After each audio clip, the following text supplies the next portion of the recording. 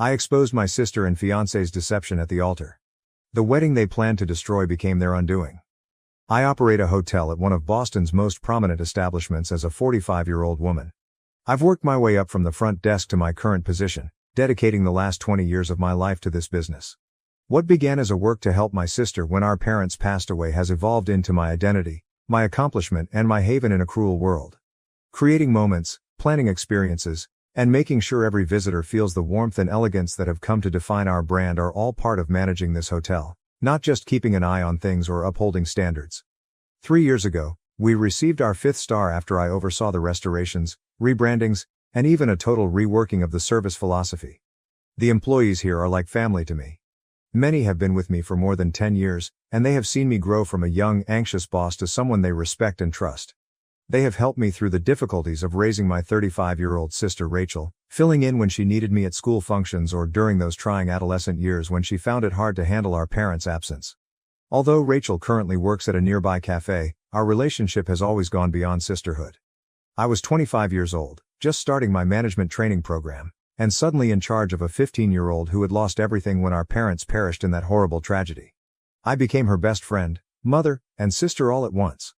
Her welfare was my top priority in every choice I made and every promotion I sought. Our haven was the hotel. Rachel would complete her homework in my office during school breaks while conversing with the housekeeping staff and picking up French from our seasoned concierge. As she became older, she would assist at the front desk at peak times, and our frequent visitors loved her for her inherent charm. Despite the difficulties of those years, we managed to put a life together out of the pieces of our broken family. I was never interested in romance. Dating felt like an extra hassle between running the hotel and making sure Rachel had everything she needed. There were fleeting flirtations at industry gatherings and sporadic dinners with business associates, but nothing that ever seemed worth pursuing. My employees would make jokes about putting me up, but I consistently refused. I would tell them that Rachel was my child and the hotel was my husband. When 43-year-old Ethan arrived at our hotel 3 months ago, everything changed. The way he viewed everything made him stand out right away, not only because of his custom-made suit or his quiet assurance. The majority of our affluent guests were too preoccupied with their phones or their own significance to pay much attention to their surroundings. Ethan watched. He praised the delicate lighting that took me months to perfect, remarked on the vintage molding we kept throughout restorations, and pointed out the fresh flowers in the foyer. During check-in, he said, "Your attention to detail is extraordinary," his eyes looking directly into my eyes. "Even though I've stayed in hotels all over the world, this one is unique. You can sense the thought that goes into each detail." Those remarks struck a chord with me because they recognized the hotel's thoughtfulness and effort in addition to its beauty. When he inquired about nearby eateries, I found myself offering not only the customary suggestions but also my own personal picks. The undiscovered treasures I came upon on late-night strolls following especially trying days. We fell into what seemed to be a natural pattern throughout his 3-night visit. After his meetings, he would come back to the lobby lounge every evening, where he was in an ideal position to strike up a discussion with me whenever I walked by. He inquired intelligently about my professional background, the hotel's past, and my future goals. Ethan appeared truly interested in every detail. In contrast to most visitors who view such discussions as merely being polite. Instead of doing the customary corporate checkout on his last morning, he left a handwritten message that read, "Your enthusiasm for the place is inspiring. How about we carry on our conversation over dinner?" He gave me his personal phone and said he understood if I wanted to keep connections professional. There's so much more I'd love to learn. I debated whether or not to text him for hours. When Rachel came into my office that afternoon, she saw that I was preoccupied and demanded to see the message. "You have to call him." More excited than I had seen her in years, she exclaimed. "When was the last time someone actually took the time to get to know you, not just your job?" Everything changed after that first dinner. Similar to my enthusiasm for hospitality, Ethan talked passionately about his work in investment banking. Just as I saw the delicate dance of managing a premium hotel, he explained complicated financial tactics in a way that made them sound like art. He listened to my mention of my parents with sincere compassion, offering his own stories of resiliency and loss. Months passed, and our bond grew faster than I should have been concerned, but Ethan made it all seem normal, even inevitable. Always keeping in mind the preferences of my employees, he would surprise me with lunch at work. He demonstrated an amazing recall of every small detail I had shared about Rachel on our weekend excursions, even swinging by to provide encouragement and inquire about her job at the cafe. He informed me, "You're different," one evening as we were strolling around the waterfront. By now, Most people in your situation would be burned out and jaded from dedicating so much of themselves to their families and jobs. However, you've managed to strike a lovely mix between professionalism and sincere friendliness. Finding someone who genuinely appreciates the importance of creating experiences for others is uncommon. 2 months into our relationship, over a private dinner at a fancy restaurant with a view of the harbor, the proposal was made. The ring was exactly what I would have picked for myself, elegant without being garish. As he knelt next to our table, Ethan talked about creating a future together while a string quartet played sweetly in the background. When you find someone who shares your beliefs and commitment to greatness, why wait? I know this seems fast, he acknowledged. Allow me to be a part of your universe and assist you in building something even more remarkable than what you have already accomplished. When Rachel learned that she was engaged, her reaction was intense. Tears were running down her cheeks as she gave me a hard hug. At last, she said. Someone deserving of you. I was genuinely moved by her excitement as she immersed herself into the wedding planning. We stayed up late talking about specifics and exchanging aspirations and wishes for the future, as if we were teenagers once more. The wedding preparations moved swiftly forward. I deserved to be the focus of attention for once in my life, so Ethan insisted on throwing a lavish celebration. He was comforting when I raised concerns about the expenses. His suggestion was to combine our resources. I saved for our honeymoon and future house, you saved for the wedding. I take it that we are now partners. Rachel insisted on handling a lot of the wedding planning so I could concentrate on managing the business. She managed the guest list, set up samples, and communicated with vendors with a level of efficiency that made me think of myself. You've taken care of everyone else for so long, she replied. Let me handle this for you. The hushed phone conversations that ended abruptly when I walked in the door, the occasional glance between Ethan and Rachel during our family dinners, and the unexpected coincidences of them running into each other when I was preoccupied with work-related emergencies are some of the indications that I chose to ignore. Everything fell apart yesterday. When Ethan hurried off to what he claimed was an urgent client meeting, he left his phone behind and came to my office to discuss final wedding plans. The notifications lit up the screen as the cell phone continued to vibrate with incoming texts. I didn't intend to pry, but I noticed a preview of a message. My darling, I can't wait until tomorrow. She won't be aware of what struck her. Rachel was the sender. I opened the phone with shaking hands. There was no password security. He never thought I would see it, I discovered later. My world was completely upended by what I discovered. They exchanged hundreds of mails dating back months before I had even met Ethan. In an early communication, Ethan had written, "She's perfect for our plan. Hotel manager, substantial savings, no real relationship experience, plus she trusts you completely." Rachel had even more heartbreaking answers. She has always put a lot of effort into looking after me. She never established a personal life. This will be far too simple. Everything had been planned by them.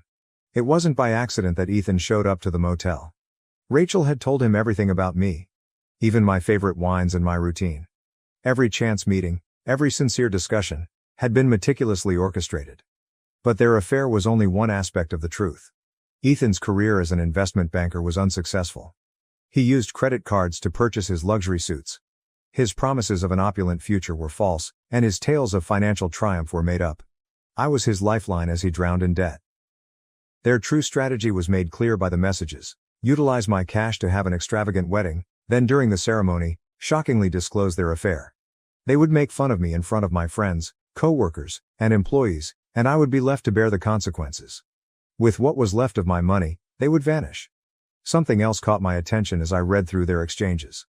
Notes from Ethan's legal wife, Catherine. She knew who he truly was, unlike me. Arguments concerning unpaid bills, unpaid child support, and his gambling debts filled their texts. Now as the light is rising, my workplace is covered with deep shadows. My hair and makeup crew will be here in a few hours. Rachel is meant to be present, acting as the maid of honor and a loyal sister. Another detail I discovered in their communications is that Ethan will likely be practicing his vows, which I now know were lifted from romantic films, in preparation for his role in this deception. The location, catering and flowers for this wedding cost all of my life savings, which I have been saving for the past 20 years while raising Rachel, sending her to college, and helping her pursue her dream of owning her own cafe. However, a peculiar serenity has descended upon me as I sit here and watch the early morning light dance across the hotel lobby to which I have devoted my life. They believed they were taking advantage of me by betraying my love and confidence. They failed to remember that I wasn't naive to get to where I am now. I've managed one of Boston's most prominent hotels for 20 years, and over that time I've learned how to deal with crises, transform setbacks into opportunities, and, above all, play the long game. I have been on the phone for the past several hours, to my lawyer, who has been diligently documenting everything and preparing the required legal measures.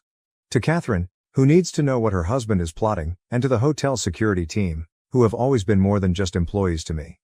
They are the family I selected, and they have already taken some action. Today, a very different kind of ceremony will take place in the exquisite ballroom, where I have planned many flawless weddings for other ladies. I will benefit from every detail they intend to use against me. Everything will go exactly as planned, just not in the way they had hoped. This includes the 300 visitors, the costly decor, and the meticulously scheduled timing. I get a little depressed when I see the bridal gown hanging in my workplace because of the dreams it symbolized. However, such fantasies were based on false information. And I've always valued harsh realities over lovely lies. In front of everyone I know and admire, Rachel and Ethan intended to make a scene that would stick in my memory. Their goal was to make my wedding day a grand event. I've worked my entire career planning flawless events, and this one won't be any different. Things won't go as planned for Ethan and Rachel tomorrow. They're going to have exactly what they wanted, a wedding to remember. After all, I've learned one important lesson in my 20 years of hotel management: although the client isn't always right, they always receive what they are entitled to. The city is now painted in tones of gold as the sun has fully risen. Time to get ready for the once-in-a-lifetime performance. They believed they were the show's directors, but they are going to find out who actually controls this establishment. In contrast to them, I never let my audience down. Update. This morning, Catherine showed up at my hotel office. She produced a stack of financial paperwork, including evidence of Ethan's debts, unpaid child support, and the loans he had taken out using their shared assets as security. She was a composed woman in her early 40s with a calm intensity that mirrored mine. She put the documents on my desk and added, "He's been doing this for years." Spread elaborate stories about his wealth, targeting successful women. But this is the first time he's worked with an accomplice. I mentioned Rachel's involvement, and her voice caught a little. The following hour was devoted to going over messages and contrasting timings. The holes in my discovery were filled by Catherine's record. Ethan had a recurring pattern of extravagant credit card purchases, seducing women, and then vanishing with their money. Rachel's involvement, which gave his scam more legitimacy, was the only thing that was different this time. After that, my lawyer showed up and went over everything we had collected. "This isn't just fraud," she clarified. She has already prepared emergency petitions to freeze accounts and stop any attempts to transfer funds, saying, "It's a conspiracy. And with the evidence of their planned public humiliation, we can add emotional distress to the charges." Both of them continued to send messages throughout the morning. Rachel texted to say that she was happy to pick up the flowers. Fake concern filled Ethan's voice as he called twice to discuss last-minute plans. Every interaction seemed like a new betrayal when I didn't respond, but I remained silent. A discreet briefing has been given to the hotel staff. The purpose of the security cameras is to record everything. Disguised as service personnel, police officers have been placed subtly throughout the hotel. They are awaiting my cue, prepared to take action as soon as the fraud evidence is made public. Catherine went into further detail about their marriage, including how Ethan would go missing for months at a time and then come back with long-winded justifications and vows to reform. For years, she has been accumulating evidence in anticipation of the ideal time to take action. It was like giving her the last puzzle piece she had been attempting to complete when I contacted her last night. The cosmetics artist set up in my own suite an hour ago. In an apparent attempt to coordinate with Ethan for their big performance, Rachel texted that she would be late. A lovely reminder of how quickly fantasies may be turned into a weapon is the bridal gown hanging, ready. When Ethan's parents first arrived, they had no idea what their son really was. The reporters I reached out to pretend to be wedding photographers, eager to capture every moment. Ethan will not be aware of Catherine's presence until the ideal time, as she will be seated in the front row. The required paperwork has been prepared by her lawyer for prompt action. The frequency of Rachel's messages is increasing, and there is a tinge of anxiety in them. "Are you all right?" she inquires. "You seem distant." If it weren't so terrible, the irony of her worry would be funny. This is the result of 20 years of sisterhood. Though not for the purpose they intended, the location is turning into the ideal stage. Instead, every detail they planned to embarrass me would double as the background for their publicity. When I look at my reflection in the office window, I see someone who has spent decades controlling chaos rather than a victim. They believed they were planning the ideal scam, but they would soon discover who is actually in charge of this operation. Update 1. Just now, The makeup artist completed her job. This isn't the bridal preparation I had envisioned, and every brushstroke serves as a reminder. My mirror displays expertly done makeup and flawless contouring. They expect me to be a blushing bride, and I look just that. When Rachel did show up, she rushed into the bridal room with an armful of flowers and that phony smile that I can now see clearly. She embraced me with what seemed like real warmth and said, "You look stunning." How long has she been this skilled at acting? As I observed her in the glass, she started to fiddle with my veil and talk about last-minute things.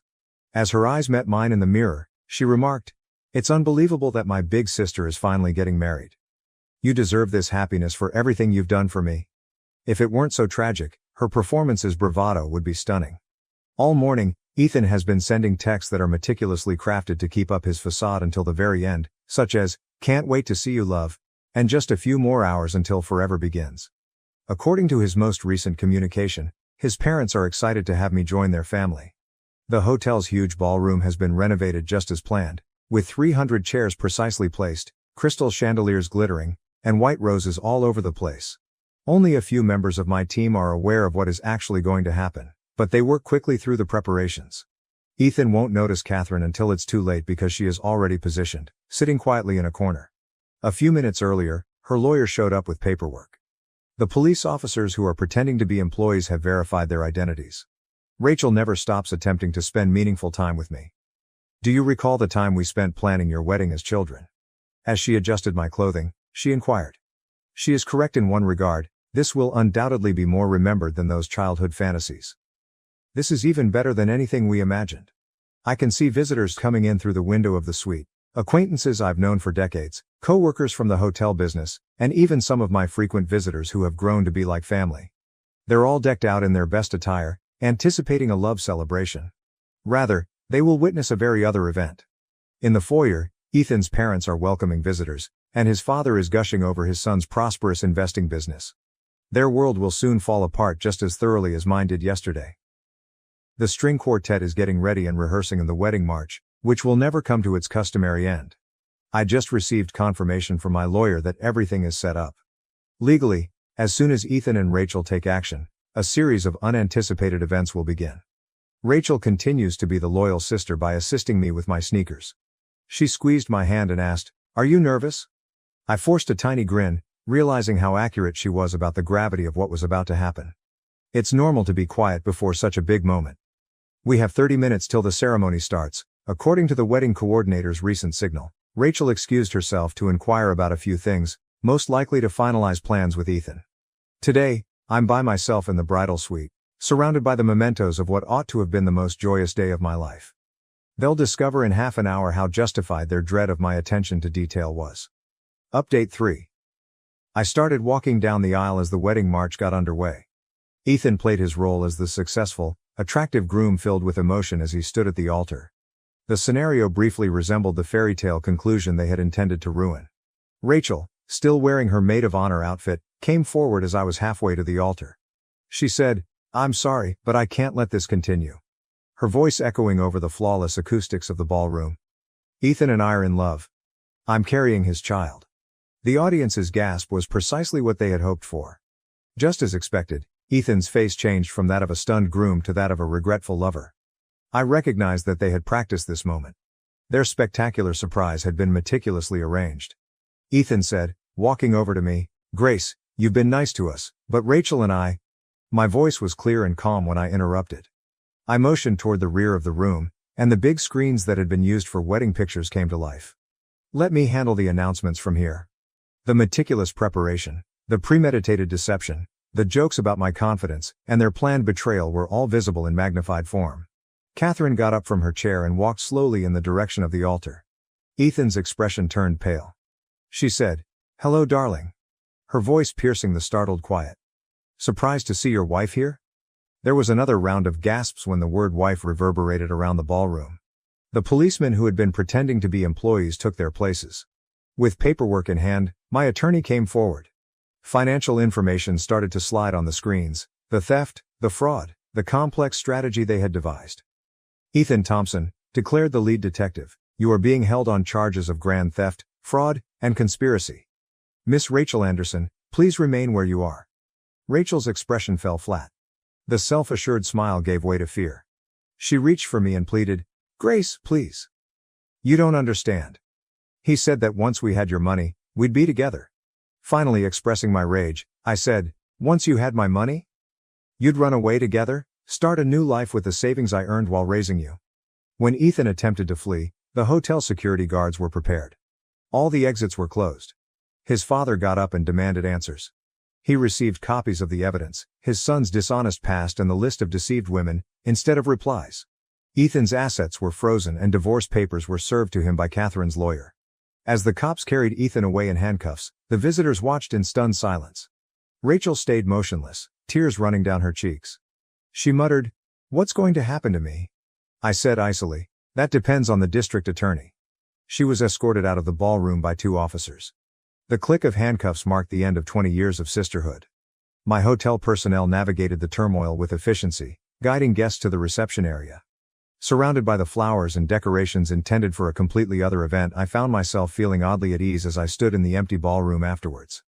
Even while the betrayal still hurt, it was somewhat satisfying to see their well-thought-out strategy fall apart.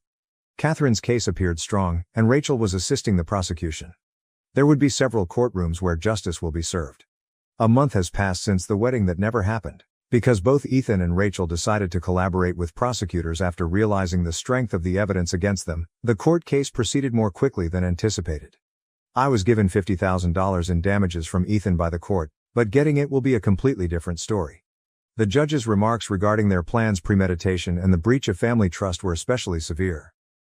Ethan is currently facing criminal charges in 2 additional states, and Catherine's plea for retroactive child support was also successful. Throughout the proceedings, Rachel made multiple attempts to get in touch with me. "I know I can never make this right," she said in one message, "but please, you're the only family I have." I erased all of her messages without answering. The sister I thought I knew, the one I reared, never existed. According to my lawyer, Rachel may be able to avoid jail time by cooperating with the prosecution, but she will probably still be subject to probation and required reparation payments. She used to talk about wanting me to be an aunt someday, so the fact that she is still carrying Ethan's child feels like a cruel joke. Once more, although in a different way, the hotel has turned into my haven. I was really struck by the loyalty of my workers during the entire event. They have surrounded me with a protective circle, answering phones, rerouting intruders, and making sure I can concentrate on what I do best, managing this establishment. Quickly, word got out about the failed wedding and the arrests that followed in the hotel business. Unexpectedly, it has improved rather than harmed my reputation. "Takes real strength to handle that kind of betrayal with such dignity," said one of my frequent clients. In a long letter, Ethan's parents expressed their sadness and embarrassment. I turned down their offer to pay for the wedding. Money was never the point of this. It has to do with family and trust. I've already transformed the intended improvements for the honeymoon room into a brand new corporate conference space. I've kept in touch with Catherine, exchanging details on Ethan's current legal issues and offering support for one another's court challenges. She has turned into a surprising ally who genuinely recognizes the extent of his dishonesty. "We're both better off knowing the truth," she stated to me, "no matter how much it hurts. I still have the bridal gown hanging in my wardrobe. Something prevents me from making the final decision to donate it, even though I should probably. Perhaps it serves as a reminder of what I learned about my own strength rather than what I lost. The woman who purchased that outfit was incredibly naive in her trust. Now the owner, a woman, is aware of this. I've kept Rachel's old room ready for her over the years, and her belongings are still there. I finally packed everything into boxes yesterday and gave a storage firm a call. It will be held for 30 days. I forwarded the information to her via my attorney. Anything left over after that will be donated. The betrayal itself is no longer the most difficult aspect. It's recognizing how poisoned 20 years of recollections have become. Was Rachel constantly playing a part, waiting for the appropriate moment, or was every Christmas picture, milestone celebrated and late-night chat with her genuine? I've returned to my job, finding solace in the well-known routines of hotel management. I'm putting all of my energy into new initiatives and enhancements, and my staff has observed that I'm more focused than ever. I was invited to give a presentation on crisis management at a hotel management conference last week. I hardly recognized Rachel's handwriting when I looked at her signature on the settlement documents this morning. On the other hand, I hardly recognized her anymore. With a few pen strokes, 20 years of sisterhood came to an end. I have lost my anger. Simply fed up with bearing the consequences of what transpired. My true family. My employees and devoted customers need me, and the hotel needs me. And I simply have to look after myself for the first time in 20 years. I occasionally find myself thinking about Rachel and the unborn kid she is carrying late at night in my office. I know I made the correct decision though, when I think back on the messages I saw, the premeditated betrayal, and the years of deceit. After burning, certain bridges ought to remain ashes. My wife divorced me, went on vacation with her affair partner, thinking she'd get my parents' trust fund, but instead, she got a lawsuit. Hello, I'm Aaron, a 30-meter person, and I'm just going to try to write everything down here. I've known my pals have been friends with me my entire life because they claim that I'm the trust fund baby. They always attempted to get close to me, assuming I would be sponsoring alcohol at parties and holding extravagant parties all over the world. But every time I proved to be nothing like that, they abandoned me. My parents do have a sizable trust fund for me, but I am aware of how hard they have worked to earn it. I am aware that money wasn't created overnight and that my father's business may be destroyed by a single error. I therefore put a lot of effort into building on what my father began every single day. But I came so close to making that one error recently. I didn't date anyone while I was in college, except for Ashley, my wife, the love of my life, and 28F. I'm not the kind to casually date or hook up with women. My goal was to date in order to get married. But I drew all the wrong kinds of company when word got out about my parents' wealth. You know, having money makes you popular and makes others want to live off of you. I did occasionally sponsor alcohol and lend money to some of my friends, but nothing extravagant. Nothing that one would anticipate from a trust fund baby. I think it's okay to do things in moderation. In fact, it's crucial because you have to be a member of society. I therefore made an effort to be liked by everyone, although I hardly ever trusted anyone. I met Ashley at my graduation celebration. I struck up a conversation with her informally as she didn't seem to know me. We hit it off right away. After exchanging phone numbers, I took her to McDonald's for our first date. We had an incredible time. I fell in love and she didn't seem to mind that our first date wasn't particularly spectacular. My first love in life was Ashley. She wasn't dull and didn't seem to be making a concerted effort to win my approval. She was just being herself. She was also incredibly intelligent. I seemed to obtain an image that was beyond my budget while I was with her, and I felt normal. She didn't seem surprised at all when I took her to meet my parents after we had been dating for a month. She seems to agree that I was wealthy and impartial. That gave me hope that she wasn't at all put off by my money. She probably wasn't surprised because that was part of her strategy from the beginning, but I didn't realize that at the time. Winning me over was a well-planned tactic because she was well aware of who I was and that I was not seeing anyone. When she met with my parents, she exuded elegance. I fell deeply in love with her because she was so charming. The first female I ever took home was her. My parents were ecstatic about me. She never took any expensive presents from me during the year we dated. The fact that we weren't yet married was the only explanation for her refusal. After a year, I asked her to marry me. She was my parents' ultimate sweetheart. Since she wanted to work to increase our wealth, she told my parents that she only had one request and that they never asked her to quit her job. My mother gave her a hug and expressed their happiness that I had found a wife who was so encouraging. Ashley earned a respectable salary while working for an IT company. My parents threw a party for our second anniversary. They declared their intention to offer Ashley a present and suggested adding her name as a beneficiary in addition to mine. They introduced Rob, the trustee, and Ashley to everyone else. He worked as an accountant for the business that managed the investments and money's legalities. Rob had a daughter and was married. His spouse practiced law at the same firm. My wife's name was listed as one of the beneficiaries, and everything was handled. Ashley had a great relationship with my parents and always tried her hardest to make them happy. As part of her career, she also traveled and worked a lot. Later on, I discovered that whenever my parents hosted a party, she would travel with her affair partner. She constantly wanted to go and looked beautiful. Numerous times during these parties, I witnessed her conversing with Rob in a corner while blushing from the wine she was holding and laughing a bit too much. And even though I was naive and infatuated, I never once considered the possibility that she might be having an affair with Rob. However, these two had been having an affair behind my back the entire time. In retrospect, Ashley surprised me. She is a true professional actor. The idea of ever suspecting her felt sacrilegious because of how beautifully she treated each of us. She was merely waiting though. My parents died within 6 months of one another, about 7 years into our marriage. It was simply too hard to manage all the emotions and still keep the business operating, so I threw myself fully into my profession. Ashley began revealing her actual self for the first time in years at that point. She remained aloof after the funeral. I attempted to give her space since I believed she might be coping with her grief in her own manner. She didn't inquire about my well-being or mention anything about the death of my parents. I found that odd, but I also subconsciously chastised myself for not being able to express my feelings. It took me about 2 weeks before I made the decision to leave work early and speak with Ashley about it.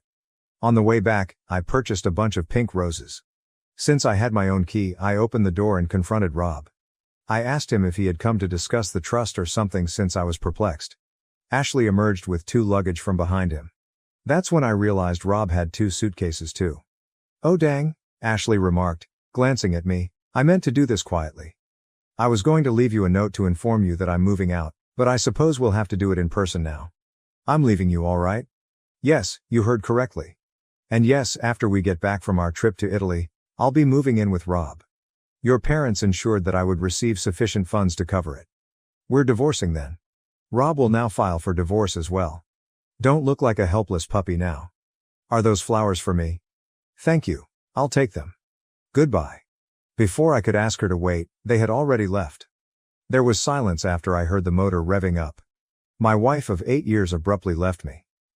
Is the phrase, "the world crashing down in front of you," familiar to you? Well, that sums up my feelings the best. I didn't leave the house for 2 days. I kept the blinds closed. Cup noodles and chilled meals were my only sources of sustenance. I was afraid of the silence, so I never switched off the TV. I had no desire to take a bath. Someone rang the doorbell on the 3rd day.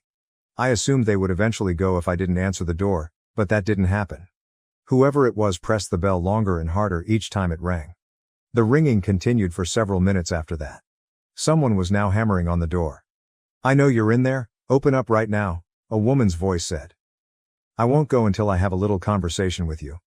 I assumed it was Ashley, but then I recalled that she and Rob were on vacation in Italy. I felt a new surge of melancholy at the concept. I dragged myself out of bed and began opening the door because the banging and knocking wouldn't stop. A woman with red hair wearing a 2-piece suit was waiting for me when I opened the door. It appeared as though she would eat my head off. "Your wife fled with my husband," she remarked. "It won't assist anyone to sit here and be a wimp. In 15 minutes, get up, take a bath, and enter the living room. We have a lot to discuss." As soon as I didn't answer, she opened the door, met my eyes and said, "You stink." "Okay, Mom," I said before I went to the restroom. "I heard that," she yelled back. I laughed in spite of themselves. After my bath, I felt somewhat human again, and the living room looked immaculate when I got back.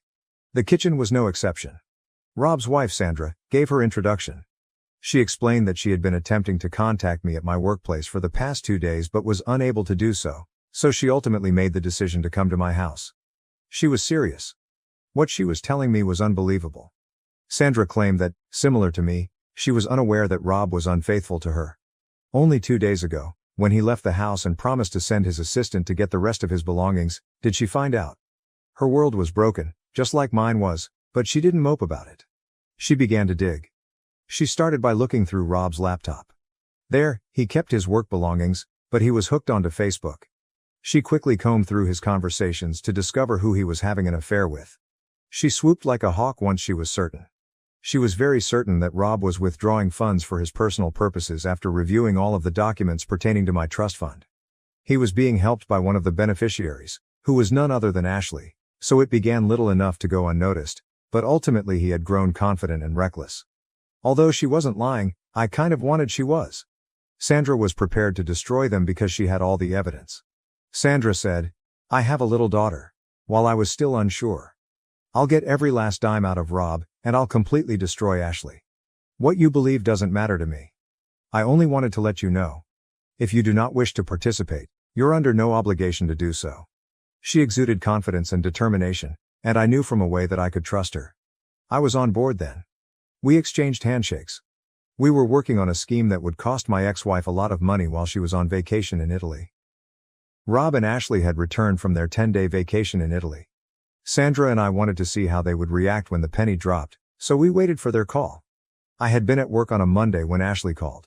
She went on a tirade as soon as I answered. "What on earth is going on? What does Rob mean when he says we're having problems? Where's my money too?" "You mean the money from my parents that Rob used to buy you presents and most likely the apartment you moved into," I said. I hope my lawyer got back to you. It's Rob's wife Sandra, who also happens to be employed at the company. Before she could utter another thing, I hung up and told her I had to leave. That day, Ashley was waiting outside when I left work. She blocked my path as I proceeded toward my car, pretending not to notice her. I had known her for a long time, but I had never seen her so upset by anything. She requested me to explain things to her since she seemed to be having trouble understanding Rob's nervous account of what happened and wanted to hear it from me in simple terms. I informed her that I had learned about the divorce petition from her attorney. The only difference was that she would not receive a single dime. The expression on her face, oh boy. She never would have imagined that this would be taking place. I saw the panic rising within her. After experiencing a moment of cruel pleasure, I felt a great deal of guilt for placing her in this predicament. It's hard to see someone you care about suffer, and I still loved her. I had to leave as soon as possible to avoid being manipulated by her. I brushed her aside and headed for my car. From behind me I heard her yelling. She was requesting that I stop. "How could you do this to me?" was the final thing I heard before getting into the car. I wanted to lash out and tell her that I could ask her the same stupid question because I felt like I was being stabbed. Instead though, I got into my car and left. In my rear-view mirror, I could see her, completely confused, taking care of the automobile. Rob, meantime, had received notification that he would be leaving the organization. He was damaging the company's reputation, and it seems that word had gotten out. Since many customers had contacted to request contract termination, firing Rob was the greatest damage control measure the company could take. Sandra arranged for the best counsel because she had several friends who were lawyers. She was confident that she would win the lawsuit and be granted custody.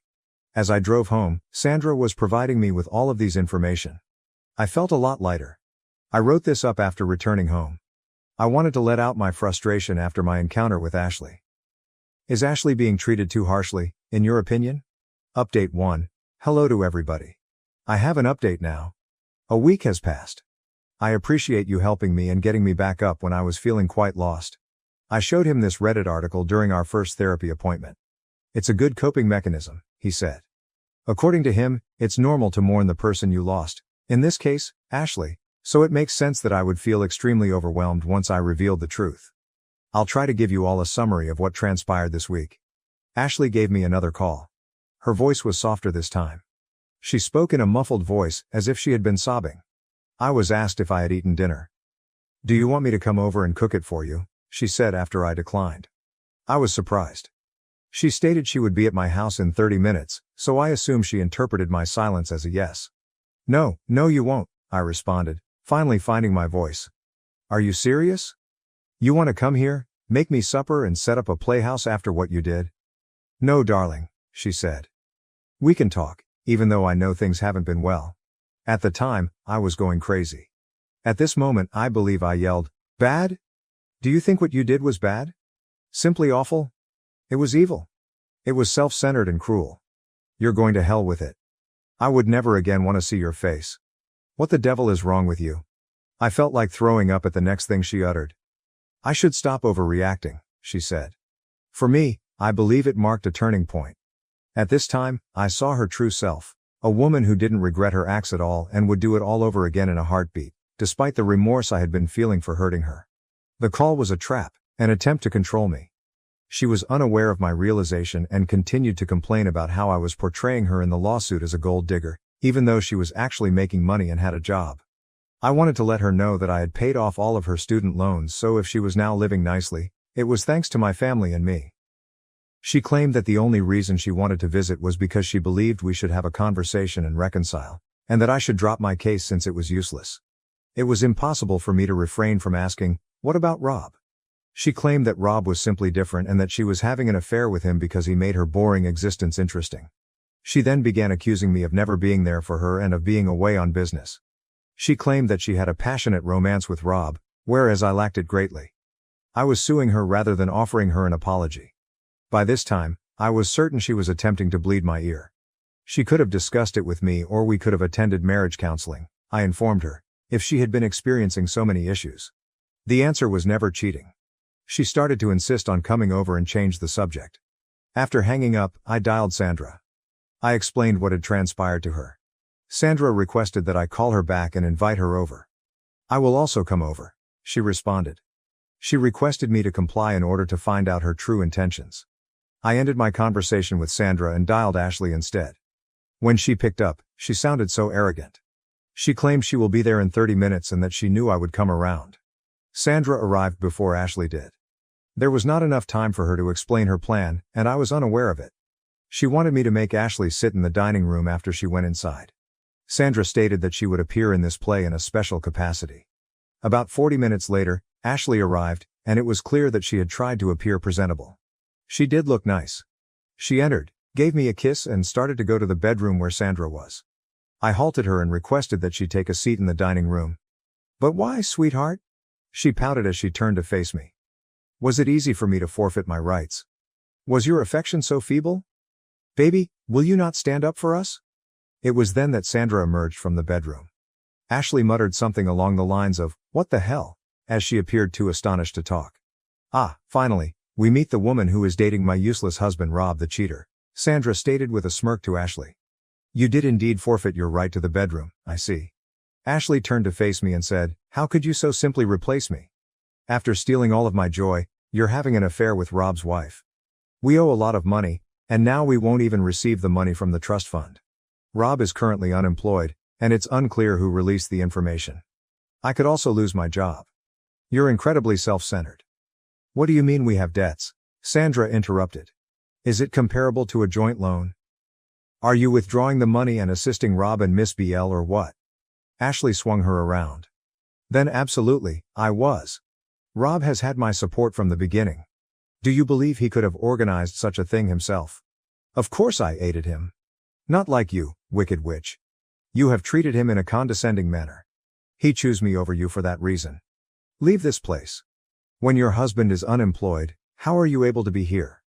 Why in the world don't you support him and make a statement in his favor?" After giving me a charming smile, Sandra informed me that she believed I should send Ashley home. The task was completed. After receiving the signal, I held the door open for Ashley. Ashley hurled a barrage of insults at us as she walked out. What just happened?" I asked Sandra as she was leaving. Sandra winked at me after pressing stop on a tape. "We got a confession, Aaron," she exclaimed with excitement, her eyes gleaming. "We'll destroy them." She heard me say, "I'm not letting both of them escape. That's Sandra for you, my friends. She is cruel and cunning. I would be afraid of her if I were Rob and Ashley. She simply performs her job too well." Sandra admitted before leaving that she was the one who had clearly leaked the Rob news. I informed her that I was picking up on her intelligence and that I had at least deduced that she was involved. "I'll keep you guys informed. At last, the game is starting. Update 2. I'm back with an update, which I think is a bit early, but I couldn't wait to share it with you all. Sandra is an incredibly vicious murderer." She explained everything in detail and submitted the recording to Ashley's employer. In the note, she stated that someone who would go to such efforts to deceive her loved ones wasn't a trustworthy employee and would likely attempt to steal money from them if she saw a chance. Sandra also had a long-standing friendship with one of Ashley's business colleagues. Sandra's buddy quickly withdrew from a transaction she was about to support, claiming that she had doubts about the reliability of several team members. The agreement was therefore off the table. When Ashley's supervisor heard the news, he was completely distraught. To salvage the deal, they acted quickly and dismissed the offending individual. That's all. My ex-wife was abruptly let go from the corporation. Both of them are currently unemployed and in debt. Sandra informed me that she had been receiving constant calls from Rob. He began messaging her when she didn't answer. She disabled his number and urged him to stop bothering her. "I'm having a great time right now. According to my therapist, who I've been seeing, Ashley ought to serve as a case study on narcissism." That was kind of amusing, lol. After a long time, I burst out laughing. In any case, I'll update you all. Oh, did I mention that Rob had been arrested? Ashley apparently had to take money out of her savings account to cover his bail. Serve them well, lol. For now, goodbye. Update 3. Sandra gave me a call this morning. She was enraged. Rob apparently rang her doorbell intoxicatedly early in the morning and continued to abuse her. The entire incident was captured on her security camera. He tried breaking in when Sandra begged him to leave. Only after Sandra threatened to call the police did he go. The worst part of the entire situation was that Sandra and Rob's daughter, Emily, woke up as a result of all the noise. She witnessed the events and is now traumatized. Children typically suffer after divorce, but witnessing your father go drunk on your doorstep, yelling at your mother, and attempting to break into the house is an entirely different matter. Since then, Emily has refused to leave her room. Sandra needed to go to the police station to file a restraining order, so she asked if I could come over. At such short notice, she was unable to hire a babysitter. I assured her I didn't mind and asked them to call me at work if they needed anything. Sandra went out the door as soon as I arrived. Since Emily hadn't even had breakfast, she advised me to offer her some food if she came out. I went to knock on Emily's room as soon as Sandra left. I got a pin and shattered the lock when no one answered. I have no idea why, but I was feeling suspicious. I was contemplating the worst-case situations during the stillness. I was unable to remain motionless while the youngster was in pain. There was no one in the room when I rushed in, and I was breathing heavily. Then I noticed a slight movement. Emily was concealed beneath the bed. With the exception of her hair, the 3 or 4-year-old daughter looked exactly like her mother and was staring at me with fear in her eyes. She stammered in terror and managed to ask me if Rob had sent me and if I was her dad's buddy. I got down on my knees and said hello. I explained to her that I was actually her mom's friend rather than her father. At that, she appeared to calm down a little. She then began to stare out the window nervously and inquired as to whether her father had left. Since her mother was like a tigress and would do everything in her power to protect her cub, I answered that he was.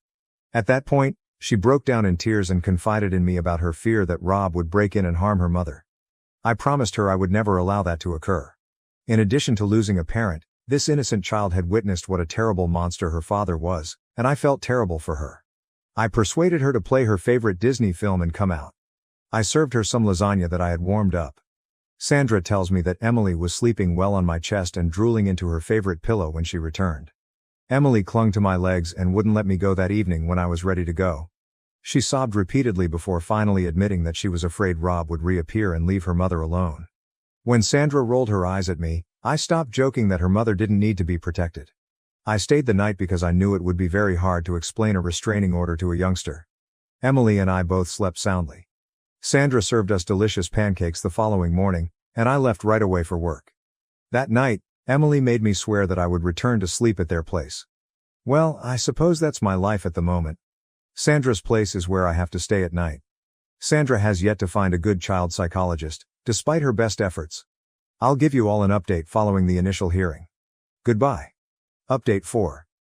Well, phew, I guess I haven't given you guys any updates in a while. The initial hearing has concluded. This is what a lay person like me has discovered. Rob and Ashley are completely cooked. Yes, brother, I do mean it. They're barbecue cooked. We have so much damning evidence against them that the matter is really closed. However, given the nature of courts, it is likely to take a long time. Sandra thinks it won't take more than 6 months. She also thinks that they will both be going to jail. Rob and Ashley will definitely not receive any compensation for the divorce. Rob is also required to pay child support. Rob and Ashley were unsuccessful in their employment search. I've learned that Rob works as a janitor at a local club. We witnessed Rob being assaulted by some loan sharks outside the court. For that man, things are looking bleak. He's done.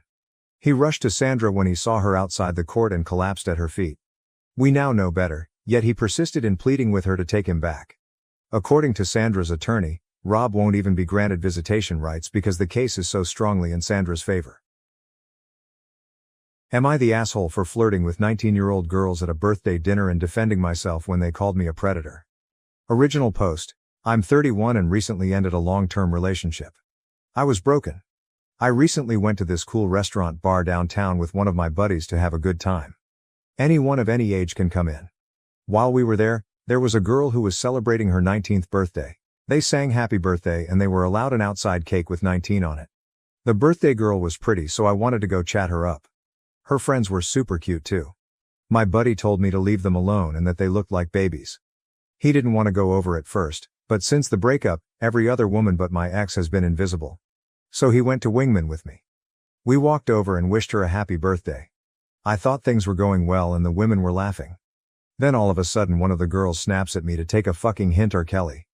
I was taken aback and just said, "Excuse me." She said to read the room and that they were uncomfortable. Another asked us to go away. I was going to go, but I was really bothered by the R. Kelly comment. I said it's fucked up to call me a predator when we are all adults here.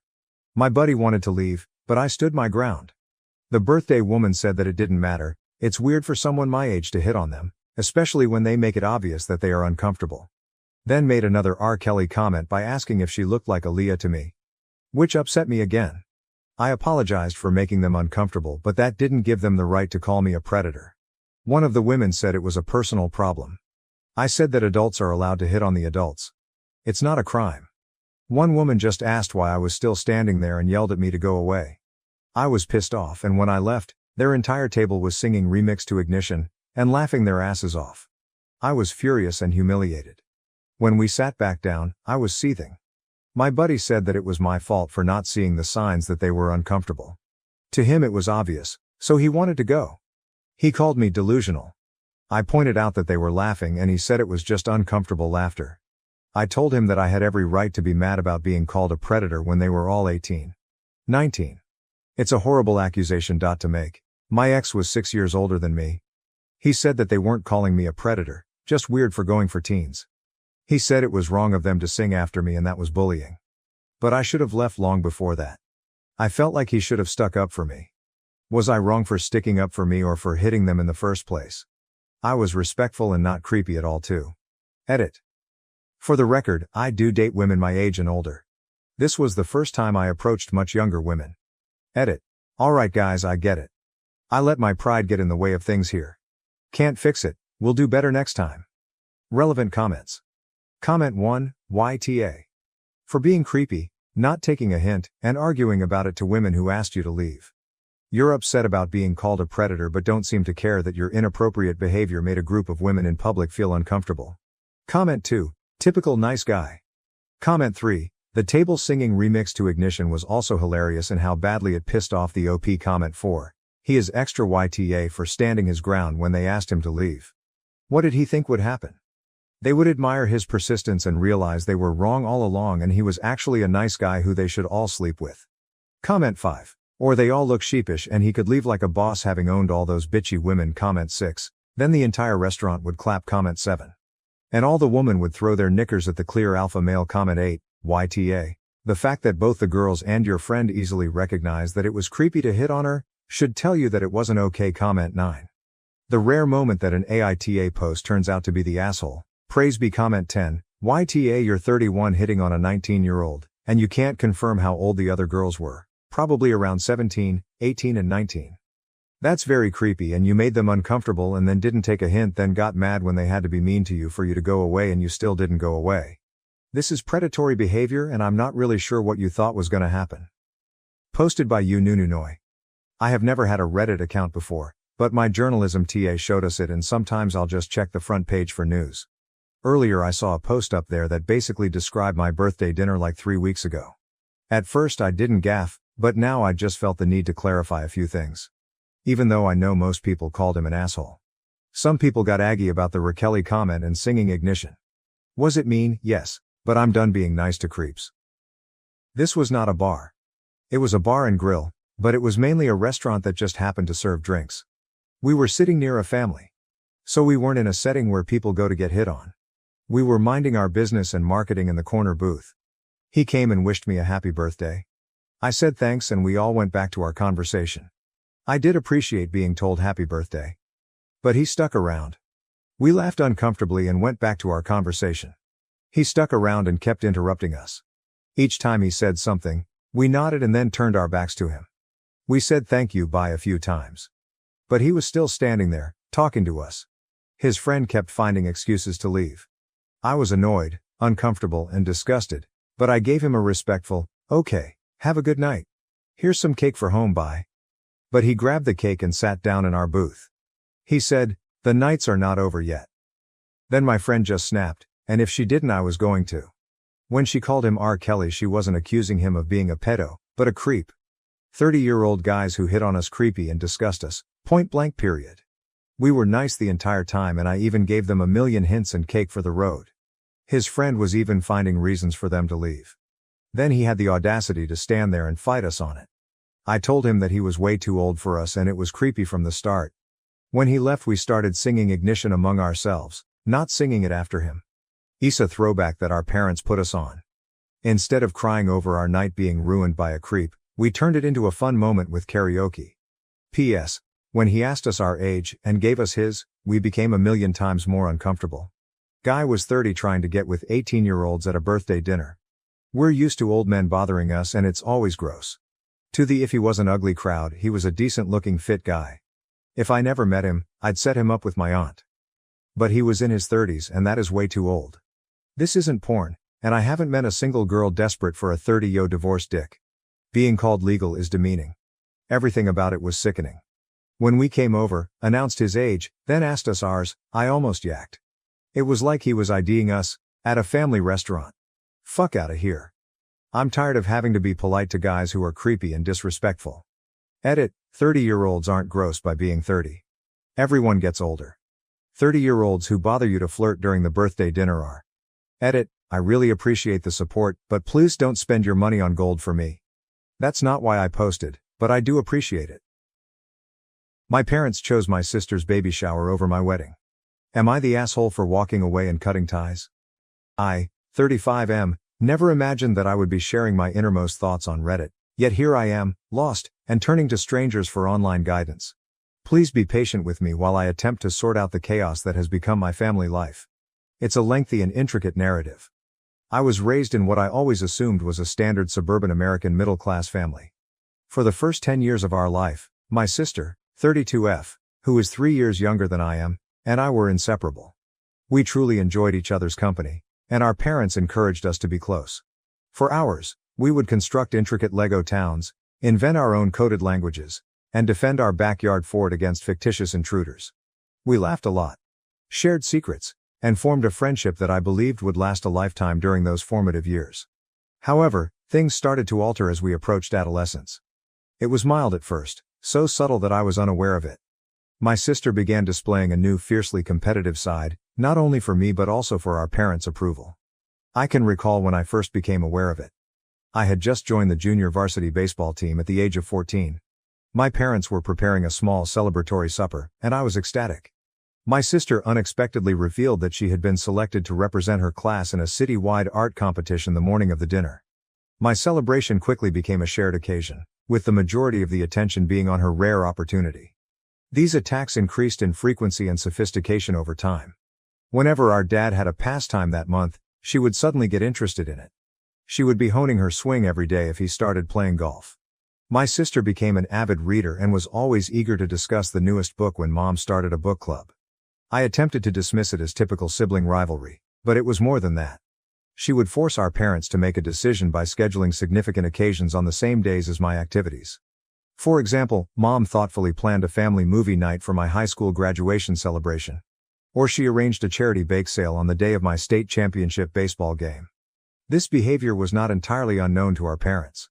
She always had an excuse ready when they called her out on it.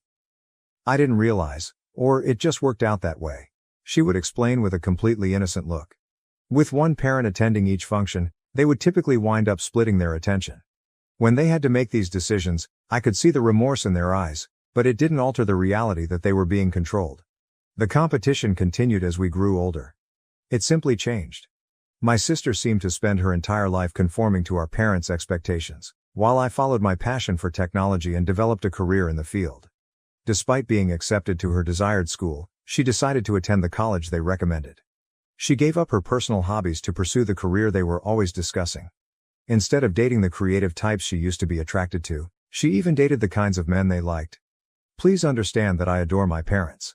Even when I took a different route than they had in mind, they have always been there for me. They celebrated my promotions, assisted me in moving into my first apartment, and were always ready to offer guidance. But when it came to my sister, there was always this undercurrent of approbation. Although they would never express it directly, they were clearly proud of the decisions she made. Their excitement when she called with news was evident, as did the way they would boast about her to their acquaintances. A few years back, while we were both at home for the holidays, I made an attempt to discuss it with my sister. I questioned her about if she was actually content with the decisions she was making and whether this was the life she had always desired. I was shivered by her response. "You don't get it, do you?" With a smile that stopped short of her eyes, she said, "You win like this. You get what you want when you give them what they want. I suppose you've never been excellent at the game, but it's not difficult." I was plagued by that conversation for years. It helped me comprehend that my sister, with whom I had constructed forts and developed coded languages, was no longer with me. Someone I hardly recognized took her place, someone who viewed our familial ties as a contest to be won. Let's fast forward to the present. I've been dating my girlfriend for 5 years, and we are recently engaged, 33F. We became inseparable after meeting at a computer convention and connecting over our love of obscure sci-fi series. She is intelligent, compassionate, and has supported me through all of the family strife. We've developed a life together, and last year I made the proposal. I was so happy that I couldn't wait to tell my relatives about it. My parents' response was, at best, ambivalent when I phoned them first. Naturally, they applauded me, but their enthusiasm was noticeably lacking. The first thing my mother asked was, "Have you told your sister yet?" It hurt, but I dismissed it, blaming the surprise for their muted response. My sister, who had been employed overseas by a big corporation, reported that she had been married in a small ceremony abroad around the same time. We were unable to go because of travel restrictions and the pandemic. I could see the guilt gnawing at our parents, who were horrified that they had missed it. They spoke about how they could make it up to her and planned a late celebration over the course of several hours of video conversations. My sister then revealed yet another shocking fact a few months ago. She was expecting a child and would be returning to the United States for a prolonged stay. For 6 months, she and her husband, 34M, would be living with our parents, working from home, and getting ready for the baby. I was initially pleased for her. She is still my sister despite our complex relationship, and it was exhilarating to consider becoming an uncle. In an attempt to connect with my prospective niece or nephew, I even began to look at onesies with geeky messages. Then, however, things began to deteriorate. My parents appeared disinterested and preoccupied when I attempted to include them in the wedding planning process. The topic of my sister's pregnancy or her impending visit somehow came up in every conversation. They would wind up talking about how they were redoing the guest room for my sister's stay when I called to ask their opinion about venues. They had missed her wedding, after all, so I tried to be empathetic, but it was annoying. I recall one extremely depressing event. Finally, I had located the ideal location for the wedding, a stunning lakefront resort that my fiancé and I adored. My mom and I were on the phone when I enthusiastically described the location and asked if she and Dad would want to join us for a visit. What did she say? "That sounds lovely, honey, but we have a lot going on that weekend. We promised to be there via video call for your sister's first ultrasound." You get it, don't you?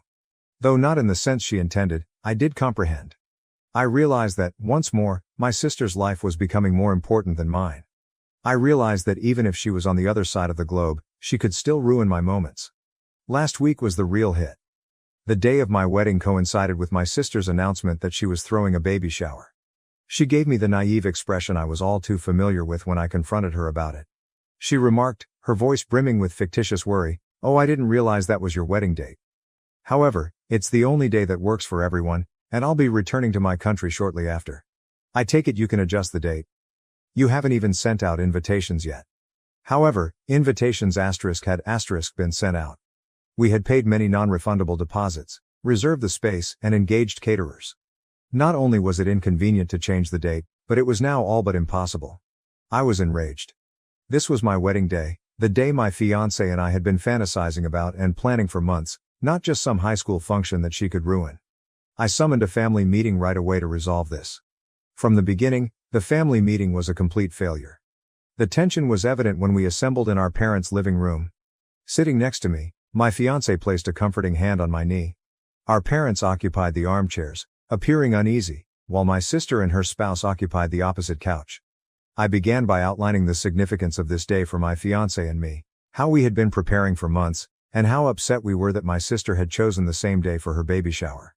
I outlined every realistic reason why we couldn't alter the date, including the out-of-town guests who had already booked their trips, the deposits, and the invites. My sister's countenance changed as I was speaking. The phony innocence had vanished, and in its stead came a calculating expression that I was all too familiar with. She began her counter-argument as soon as I was done. Her voice trembled a little as she started, "I understand you're upset," a performance I had seen many times before. "However, you must comprehend my stance. Being abroad has caused me to miss a great deal of family time. Before the baby is born, this may be my only opportunity to rejoice with everyone. Furthermore, a baby is a far bigger event than a wedding, let's face it. Another wedding is always an option, but this is my first child." Her audacity surprised me into silence. I could feel my fiancé shaking with rage next to me as she squeezed my hand. My sister went on, addressing our parents. "You missed my wedding, Mom and Dad. Will you also be absent at my baby shower? Particularly since it might be your only opportunity to join me in celebrating before the baby is born. I turned to my parents in the vain hope that they would see her deceit. However, as soon as I saw their faces, I knew they would support her once more. My father was the first to speak, his tone tentative. "We understand the significance of your wedding, son, but your sister raises some valid arguments.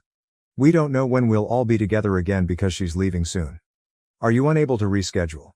Or perhaps we could arrive a little later for your wedding." What I was hearing was unbelievable.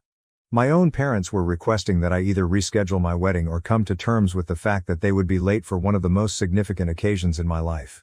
It was impossible to describe the anger and hurt I was experiencing at the time. "We're not trying to choose sides, honey," my mother interjected in a pleading tone. "Both of you are equally loved by us. However, this also pertains to your niece or nephew. Do you not want us to be present when the baby is born?" The final straw was that anger, hurt, and fury that had been bottled up for years finally burst out. "Equally?" My voice trembled as I spoke. "You love us just as much?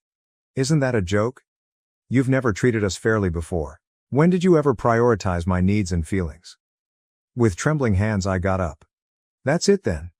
You continue to choose her despite everything that has happened over the years. All right, make your decision. But be aware that you won't be involved in my life after my wedding if you don't go. I'm finished. I'm done vying for your affection and attention. I've had enough of being the son you only consider while she's not there." There was silence in the room. A look of horror replaced my sister's smug smirk. As though they couldn't believe I was challenging them, my parents sat there with their mouths open. "I'm getting married in 2 months," I added, sounding more composed. "Until then, you must choose between supporting your son on the most significant day of his life and going to another event that your daughter has planned to control you. Make an informed choice because it will impact our connection for the rest of our life." I ignored their calls and stormed out after that. My fiancée trailed behind, her expression a mixture of pride and surprise. She hugged me while I sobbed when we got home. All those years of feeling inferior and seeing my sister take advantage of our parents came tumbling down. A week later, I'm still steadfast in my choice. I've made it plain to my parents that their decision will have long-term repercussions and my wedding is in 2 months. They have been phoning and texting me, alternating between begging and guilt-tripping, but I refuse to back down. Although she believes I should keep the possibility of reunion open, my fiancé supports me.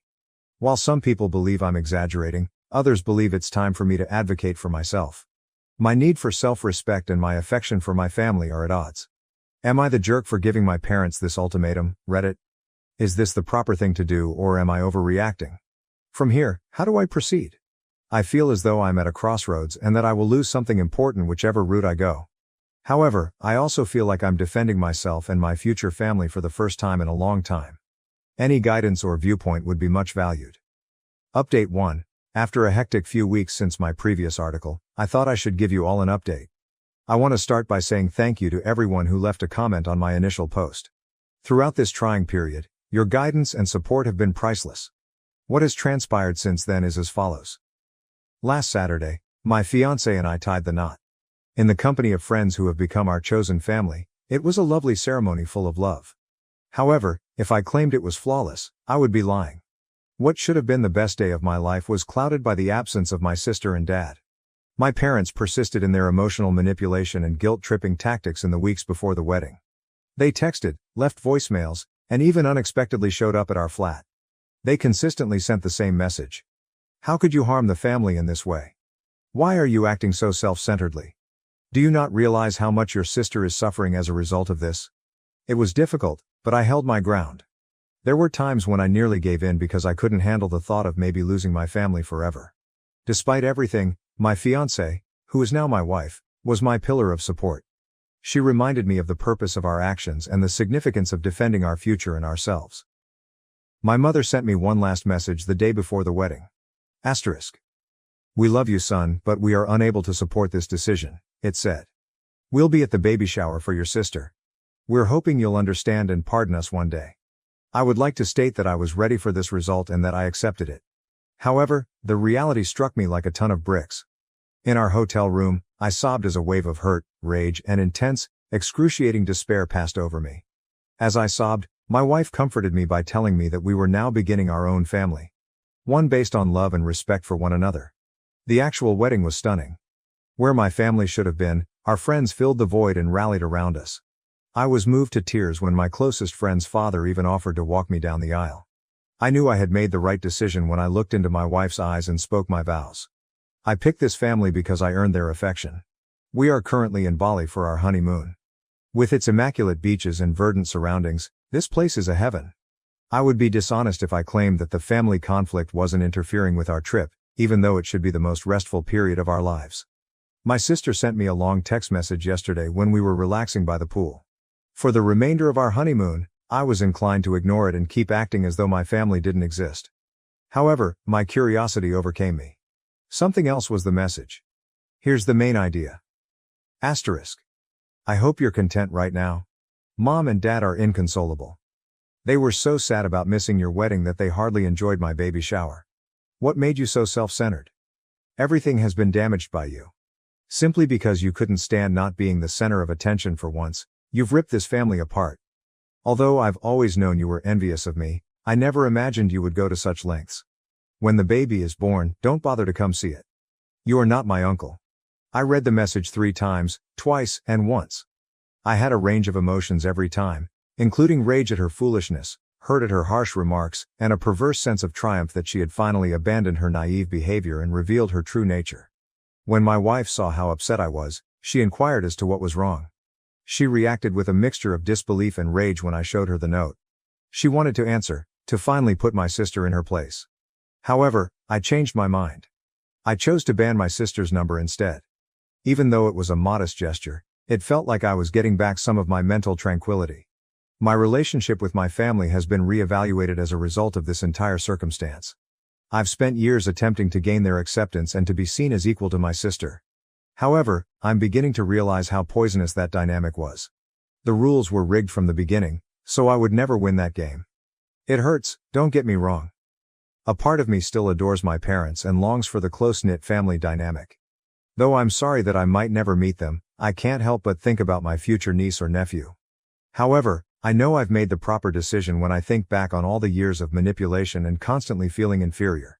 My spouse and I have been discussing family a lot, including what it means to us and how we wish to define it. We've made the decision to raise our kids in the kind, encouraging atmosphere I always wanted as a child. We will not put children against one another, but rather appreciate their individuality. We'll be there for both the major and minor events. I'm not sure what the future holds for my sister and parents. Reconciliation is something I want to keep open, but only if there are significant, genuine improvements. Pretending everything is fine while ignoring the fundamental problems is not something I can return to.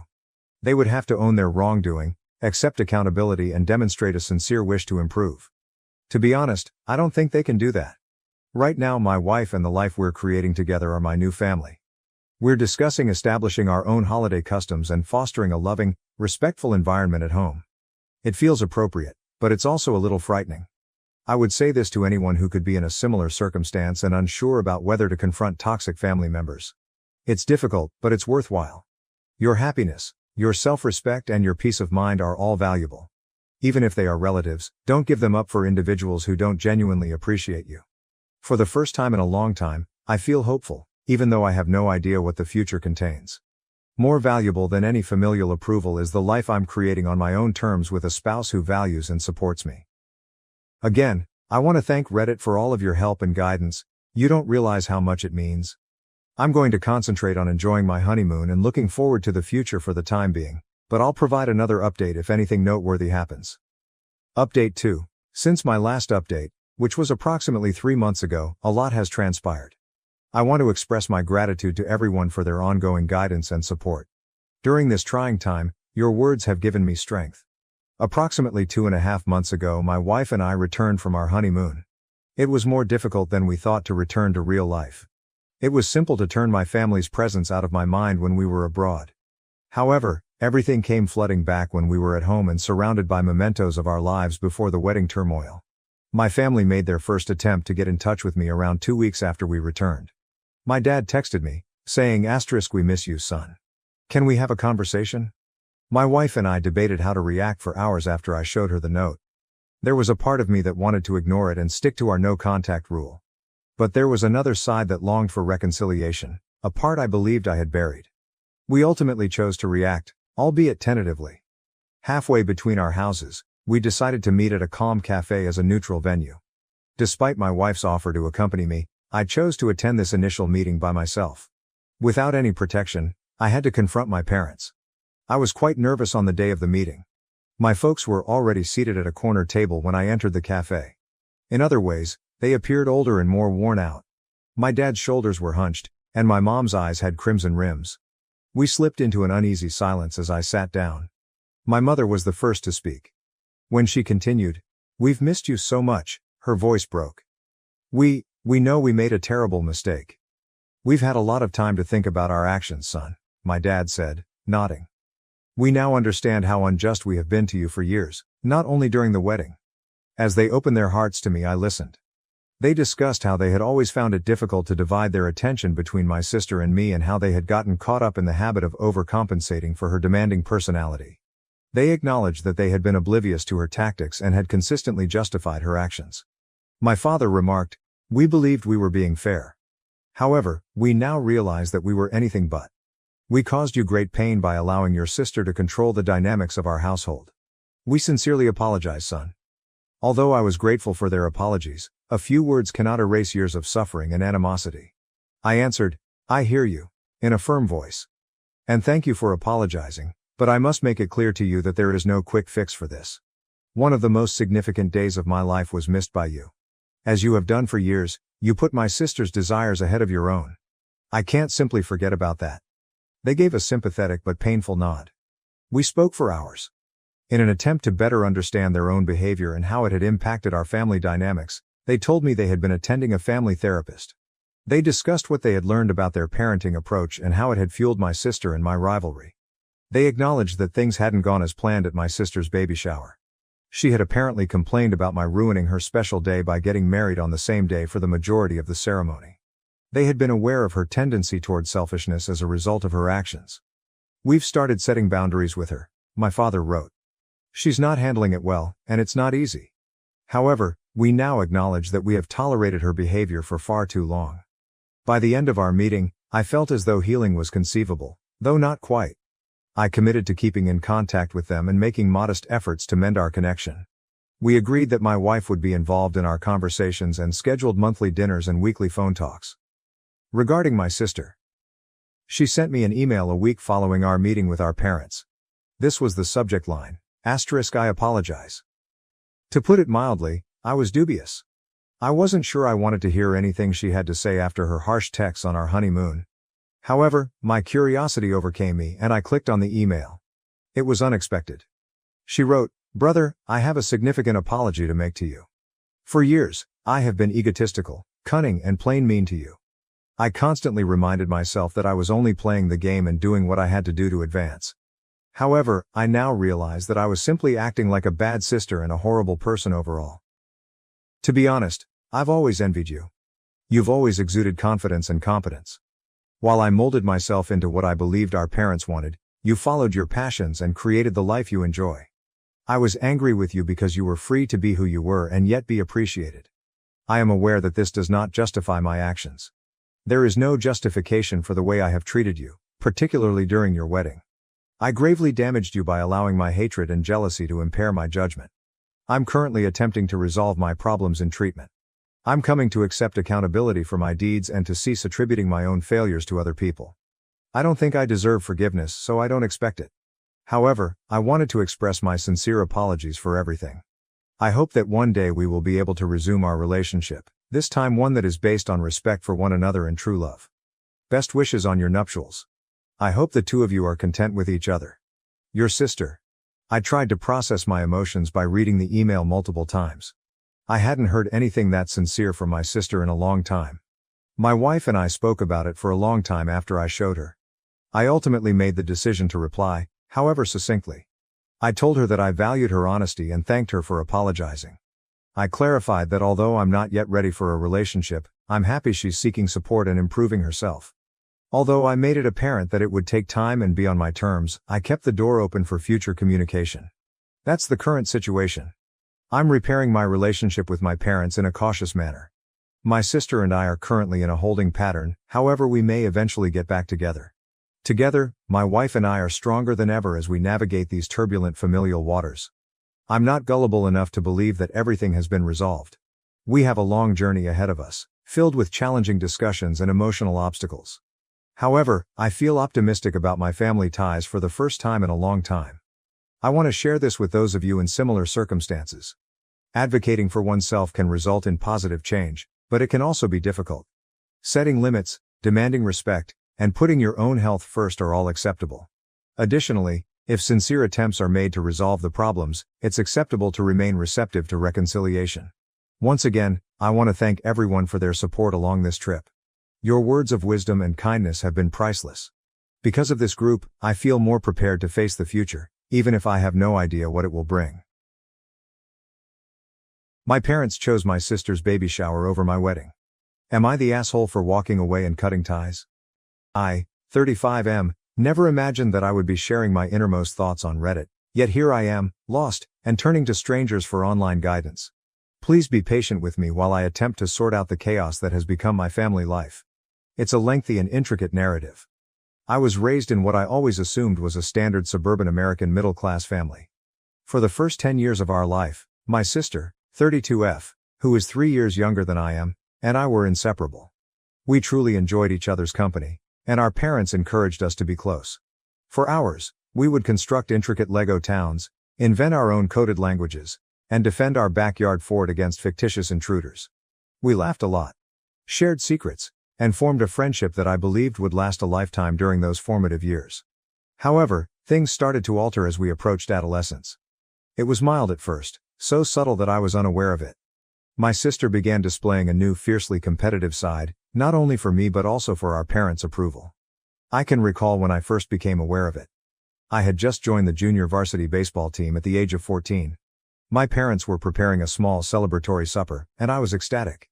My sister unexpectedly revealed that she had been selected to represent her class in a city-wide art competition the morning of the dinner. My celebration quickly became a shared occasion, with the majority of the attention being on her rare opportunity. These attacks increased in frequency and sophistication over time. Whenever our dad had a pastime that month, she would suddenly get interested in it. She would be honing her swing every day if he started playing golf. My sister became an avid reader and was always eager to discuss the newest book when Mom started a book club. I attempted to dismiss it as typical sibling rivalry, but it was more than that. She would force our parents to make a decision by scheduling significant occasions on the same days as my activities. For example, Mom thoughtfully planned a family movie night for my high school graduation celebration. Or she arranged a charity bake sale on the day of my state championship baseball game. This behavior was not entirely unknown to our parents. She always had an excuse ready when they called her out on it. I didn't realize, or it just worked out that way, she would explain with a completely innocent look. With one parent attending each function, they would typically wind up splitting their attention. When they had to make these decisions, I could see the remorse in their eyes, but it didn't alter the reality that they were being controlled. The competition continued as we grew older. It simply changed. My sister seemed to spend her entire life conforming to our parents' expectations, while I followed my passion for technology and developed a career in the field. Despite being accepted to her desired school, she decided to attend the college they recommended. She gave up her personal hobbies to pursue the career they were always discussing. Instead of dating the creative types she used to be attracted to, she even dated the kinds of men they liked. Please understand that I adore my parents. Even when I took a different route than they had in mind, they have always been there for me. They celebrated my promotions, assisted me in moving into my first apartment, and were always ready to offer guidance. But when it came to my sister, there was always this undercurrent of approbation. Although they would never express it directly, they were clearly proud of the decisions she made. Their excitement when she called with news was evident, as did the way they would boast about her to their acquaintances. A few years back, while we were both at home for the holidays, I made an attempt to discuss it with my sister. I questioned her about if she was actually content with the decisions she was making and whether this was the life she had always desired. I was shivered by her response. "You don't get it, do you?" With a smile that stopped short of her eyes, she said, "You win like this. You get what you want when you give them what they want. I suppose you've never been excellent at the game, but it's not difficult." I was plagued by that conversation for years. It helped me comprehend that my sister, with whom I had constructed forts and developed coded languages, was no longer with me. Someone I hardly recognized took her place, someone who viewed our familial ties as a contest to be won. Let's fast forward to the present. I've been dating my girlfriend for 5 years, and we are recently engaged, 33F. We became inseparable after meeting at a computer convention and connecting over our love of obscure sci-fi series. She is intelligent, compassionate, and has supported me through all of the family strife. We've developed a life together, and last year I made the proposal. I was so happy that I couldn't wait to tell my relatives about it. My parents' response was, at best, ambivalent when I phoned them first. Naturally, they applauded me, but their enthusiasm was noticeably lacking. The first thing my mother asked was, "Have you told your sister yet?" It hurt, but I dismissed it, blaming the surprise for their muted response. My sister, who had been employed overseas by a big corporation, reported that she had been married in a small ceremony abroad around the same time. We were unable to go because of travel restrictions and the pandemic. I could see the guilt gnawing at our parents, who were horrified that they had missed it. They spoke about how they could make it up to her and planned a late celebration over the course of several hours of video conversations. My sister then revealed yet another shocking fact a few months ago. She was expecting a child and would be returning to the United States for a prolonged stay. For 6 months, she and her husband, 34M, would be living with our parents, working from home, and getting ready for the baby. I was initially pleased for her. She is still my sister despite our complex relationship, and it was exhilarating to consider becoming an uncle. In an attempt to connect with my prospective niece or nephew, I even began to look at onesies with geeky messages. Then, however, things began to deteriorate. My parents appeared disinterested and preoccupied when I attempted to include them in the wedding planning process. The topic of my sister's pregnancy or her impending visit somehow came up in every conversation. They would wind up talking about how they were redoing the guest room for my sister's stay when I called to ask their opinion about venues. They had missed her wedding, after all, so I tried to be empathetic, but it was annoying. I recall one extremely depressing event. Finally, I had located the ideal location for the wedding, a stunning lakefront resort that my fiancé and I adored. My mom and I were on the phone when I enthusiastically described the location and asked if she and Dad would want to join us for a visit. What did she say? "That sounds lovely, honey, but we have a lot going on that weekend. We promised to be there via video call for your sister's first ultrasound." You get it, don't you? Though not in the sense she intended, I did comprehend. I realized that, once more, my sister's life was becoming more important than mine. I realized that even if she was on the other side of the globe, she could still ruin my moments. Last week was the real hit. The day of my wedding coincided with my sister's announcement that she was throwing a baby shower. She gave me the naive expression I was all too familiar with when I confronted her about it. She remarked, her voice brimming with fictitious worry, "Oh, I didn't realize that was your wedding date. However, it's the only day that works for everyone, and I'll be returning to my country shortly after. I take it you can adjust the date. You haven't even sent out invitations yet." However, invitations had been sent out. We had paid many non-refundable deposits, reserved the space, and engaged caterers. Not only was it inconvenient to change the date, but it was now all but impossible. I was enraged. This was my wedding day, the day my fiancé and I had been fantasizing about and planning for months, not just some high school function that she could ruin. I summoned a family meeting right away to resolve this. From the beginning, the family meeting was a complete failure. The tension was evident when we assembled in our parents' living room. Sitting next to me, my fiancé placed a comforting hand on my knee. Our parents occupied the armchairs, appearing uneasy, while my sister and her spouse occupied the opposite couch. I began by outlining the significance of this day for my fiancé and me, how we had been preparing for months, and how upset we were that my sister had chosen the same day for her baby shower. I outlined every realistic reason why we couldn't alter the date, including the out-of-town guests who had already booked their trips, the deposits, and the invites. My sister's countenance changed as I was speaking. The phony innocence had vanished, and in its stead came a calculating expression that I was all too familiar with. She began her counter-argument as soon as I was done.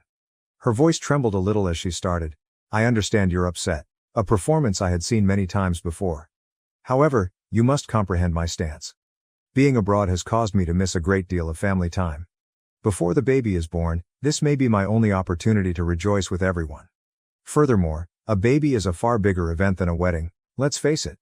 Another wedding is always an option, but this is my first child." Her audacity surprised me into silence. I could feel my fiancé shaking with rage next to me as she squeezed my hand. My sister went on, addressing our parents. "You missed my wedding, Mom and Dad. Will you also be absent at my baby shower? Particularly since it might be your only opportunity to join me in celebrating before the baby is born." I turned to my parents in the vain hope that they would see her deceit.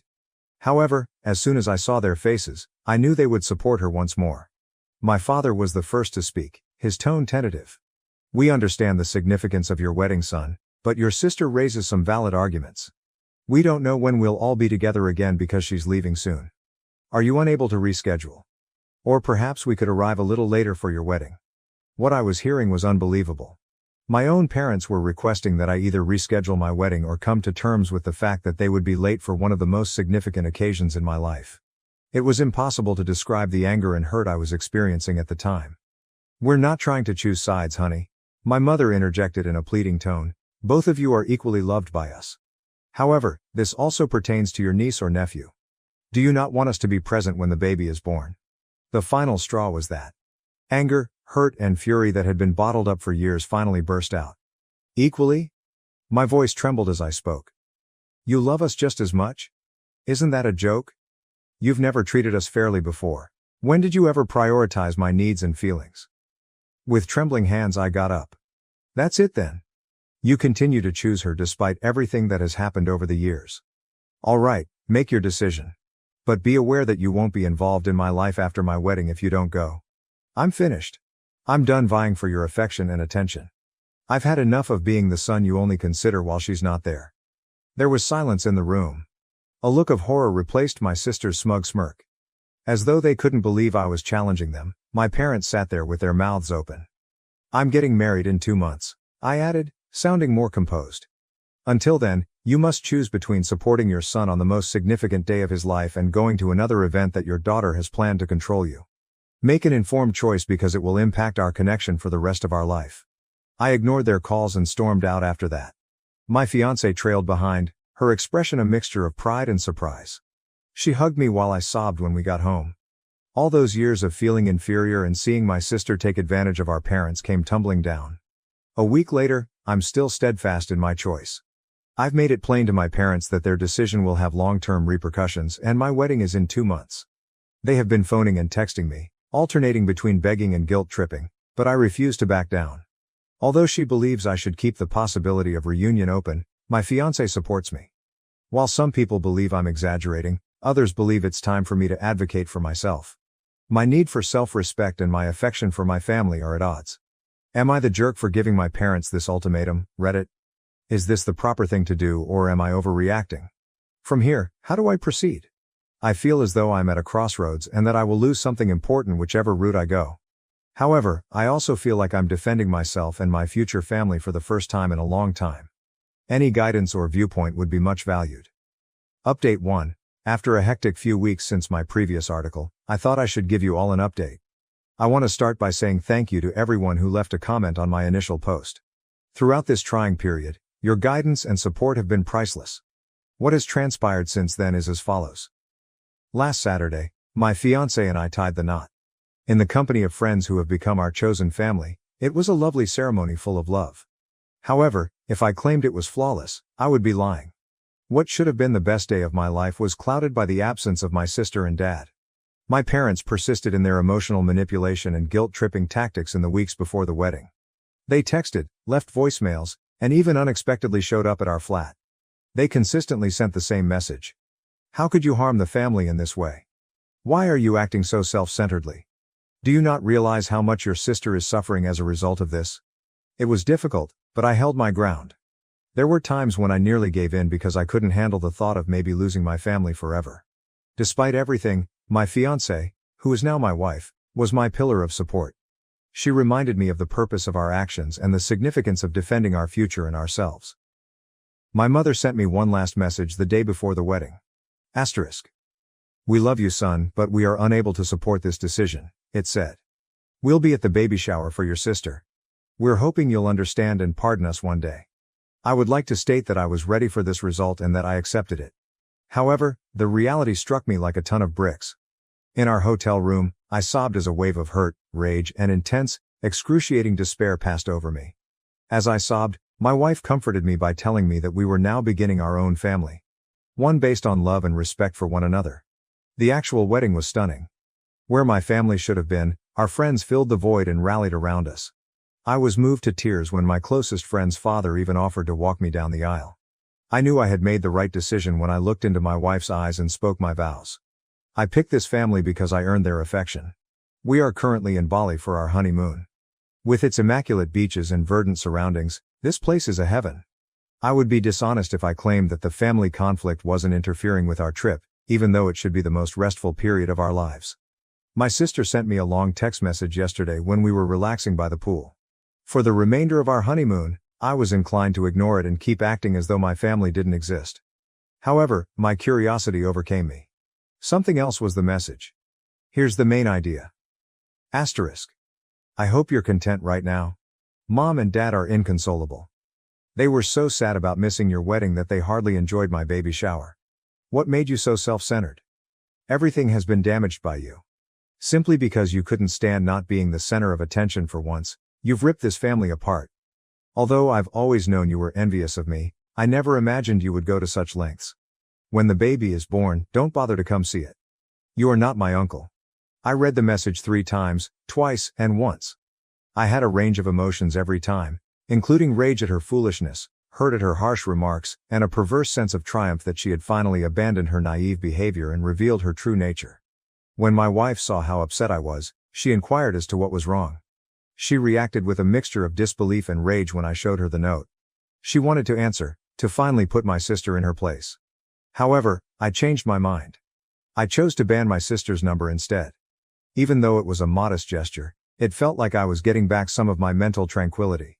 My relationship with my family has been reevaluated as a result of this entire circumstance.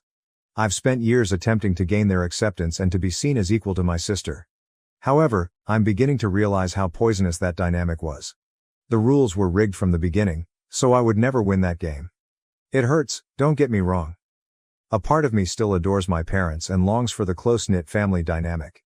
Though I'm sorry that I might never meet them, I can't help but think about my future niece or nephew. However, I know I've made the proper decision when I think back on all the years of manipulation and constantly feeling inferior. My spouse and I have been discussing family a lot, including what it means to us and how we wish to define it. We've made the decision to raise our kids in the kind, encouraging atmosphere I always wanted as a child.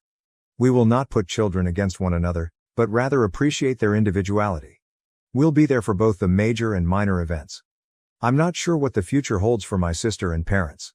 Reconciliation is something I want to keep open, but only if there are significant, genuine improvements. Pretending everything is fine while ignoring the fundamental problems is not something I can return to. They would have to own their wrongdoing, accept accountability, and demonstrate a sincere wish to improve. To be honest, I don't think they can do that. Right now, my wife and the life we're creating together are my new family. We're discussing establishing our own holiday customs and fostering a loving, respectful environment at home. It feels appropriate, but it's also a little frightening. I would say this to anyone who could be in a similar circumstance and unsure about whether to confront toxic family members. It's difficult, but it's worthwhile. Your happiness, your self-respect, and your peace of mind are all valuable. Even if they are relatives, don't give them up for individuals who don't genuinely appreciate you. For the first time in a long time, I feel hopeful, even though I have no idea what the future contains. More valuable than any familial approval is the life I'm creating on my own terms with a spouse who values and supports me. Again, I want to thank Reddit for all of your help and guidance. You don't realize how much it means. I'm going to concentrate on enjoying my honeymoon and looking forward to the future for the time being, but I'll provide another update if anything noteworthy happens. Update 2. Since my last update, which was approximately 3 months ago, a lot has transpired. I want to express my gratitude to everyone for their ongoing guidance and support. During this trying time, your words have given me strength. Approximately 2.5 months ago, my wife and I returned from our honeymoon. It was more difficult than we thought to return to real life. It was simple to turn my family's presence out of my mind when we were abroad. However, everything came flooding back when we were at home and surrounded by mementos of our lives before the wedding turmoil. My family made their first attempt to get in touch with me around 2 weeks after we returned. My dad texted me, saying, "We miss you, son. Can we have a conversation?" My wife and I debated how to react for hours after I showed her the note. There was a part of me that wanted to ignore it and stick to our no-contact rule. But there was another side that longed for reconciliation, a part I believed I had buried. We ultimately chose to react, albeit tentatively. Halfway between our houses, we decided to meet at a calm cafe as a neutral venue. Despite my wife's offer to accompany me, I chose to attend this initial meeting by myself. Without any protection, I had to confront my parents. I was quite nervous on the day of the meeting. My folks were already seated at a corner table when I entered the cafe. In other ways, they appeared older and more worn out.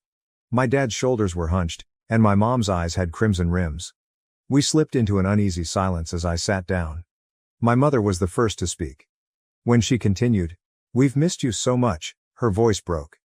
We know we made a terrible mistake. We've had a lot of time to think about our actions, son," my dad said, nodding.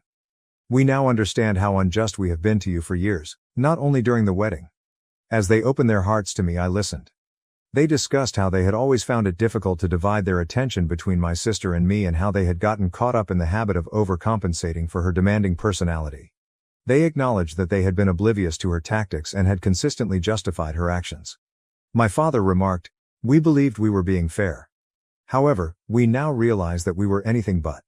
We caused you great pain by allowing your sister to control the dynamics of our household. We sincerely apologize, son." Although I was grateful for their apologies, a few words cannot erase years of suffering and animosity. I answered, "I hear you," in a firm voice. "And thank you for apologizing, but I must make it clear to you that there is no quick fix for this. One of the most significant days of my life was missed by you. As you have done for years, you put my sister's desires ahead of your own. I can't simply forget about that." They gave a sympathetic but painful nod. We spoke for hours. In an attempt to better understand their own behavior and how it had impacted our family dynamics, they told me they had been attending a family therapist. They discussed what they had learned about their parenting approach and how it had fueled my sister and my rivalry. They acknowledged that things hadn't gone as planned at my sister's baby shower. She had apparently complained about my ruining her special day by getting married on the same day for the majority of the ceremony. They had been aware of her tendency toward selfishness as a result of her actions. "We've started setting boundaries with her," my father wrote. "She's not handling it well, and it's not easy. However, we now acknowledge that we have tolerated her behavior for far too long." By the end of our meeting, I felt as though healing was conceivable, though not quite. I committed to keeping in contact with them and making modest efforts to mend our connection. We agreed that my wife would be involved in our conversations and scheduled monthly dinners and weekly phone talks. Regarding my sister, she sent me an email a week following our meeting with our parents. This was the subject line: "I apologize." To put it mildly, I was dubious. I wasn't sure I wanted to hear anything she had to say after her harsh texts on our honeymoon. However, my curiosity overcame me and I clicked on the email. It was unexpected. She wrote, "Brother, I have a significant apology to make to you. For years, I have been egotistical, cunning, and plain mean to you. I constantly reminded myself that I was only playing the game and doing what I had to do to advance. However, I now realize that I was simply acting like a bad sister and a horrible person overall. To be honest, I've always envied you. You've always exuded confidence and competence. While I molded myself into what I believed our parents wanted, you followed your passions and created the life you enjoy. I was angry with you because you were free to be who you were and yet be appreciated. I am aware that this does not justify my actions. There is no justification for the way I have treated you, particularly during your wedding. I gravely damaged you by allowing my hatred and jealousy to impair my judgment. I'm currently attempting to resolve my problems in treatment. I'm coming to accept accountability for my deeds and to cease attributing my own failures to other people. I don't think I deserve forgiveness, so I don't expect it. However, I wanted to express my sincere apologies for everything. I hope that one day we will be able to resume our relationship, this time one that is based on respect for one another and true love. Best wishes on your nuptials. I hope the two of you are content with each other. Your sister." I tried to process my emotions by reading the email multiple times.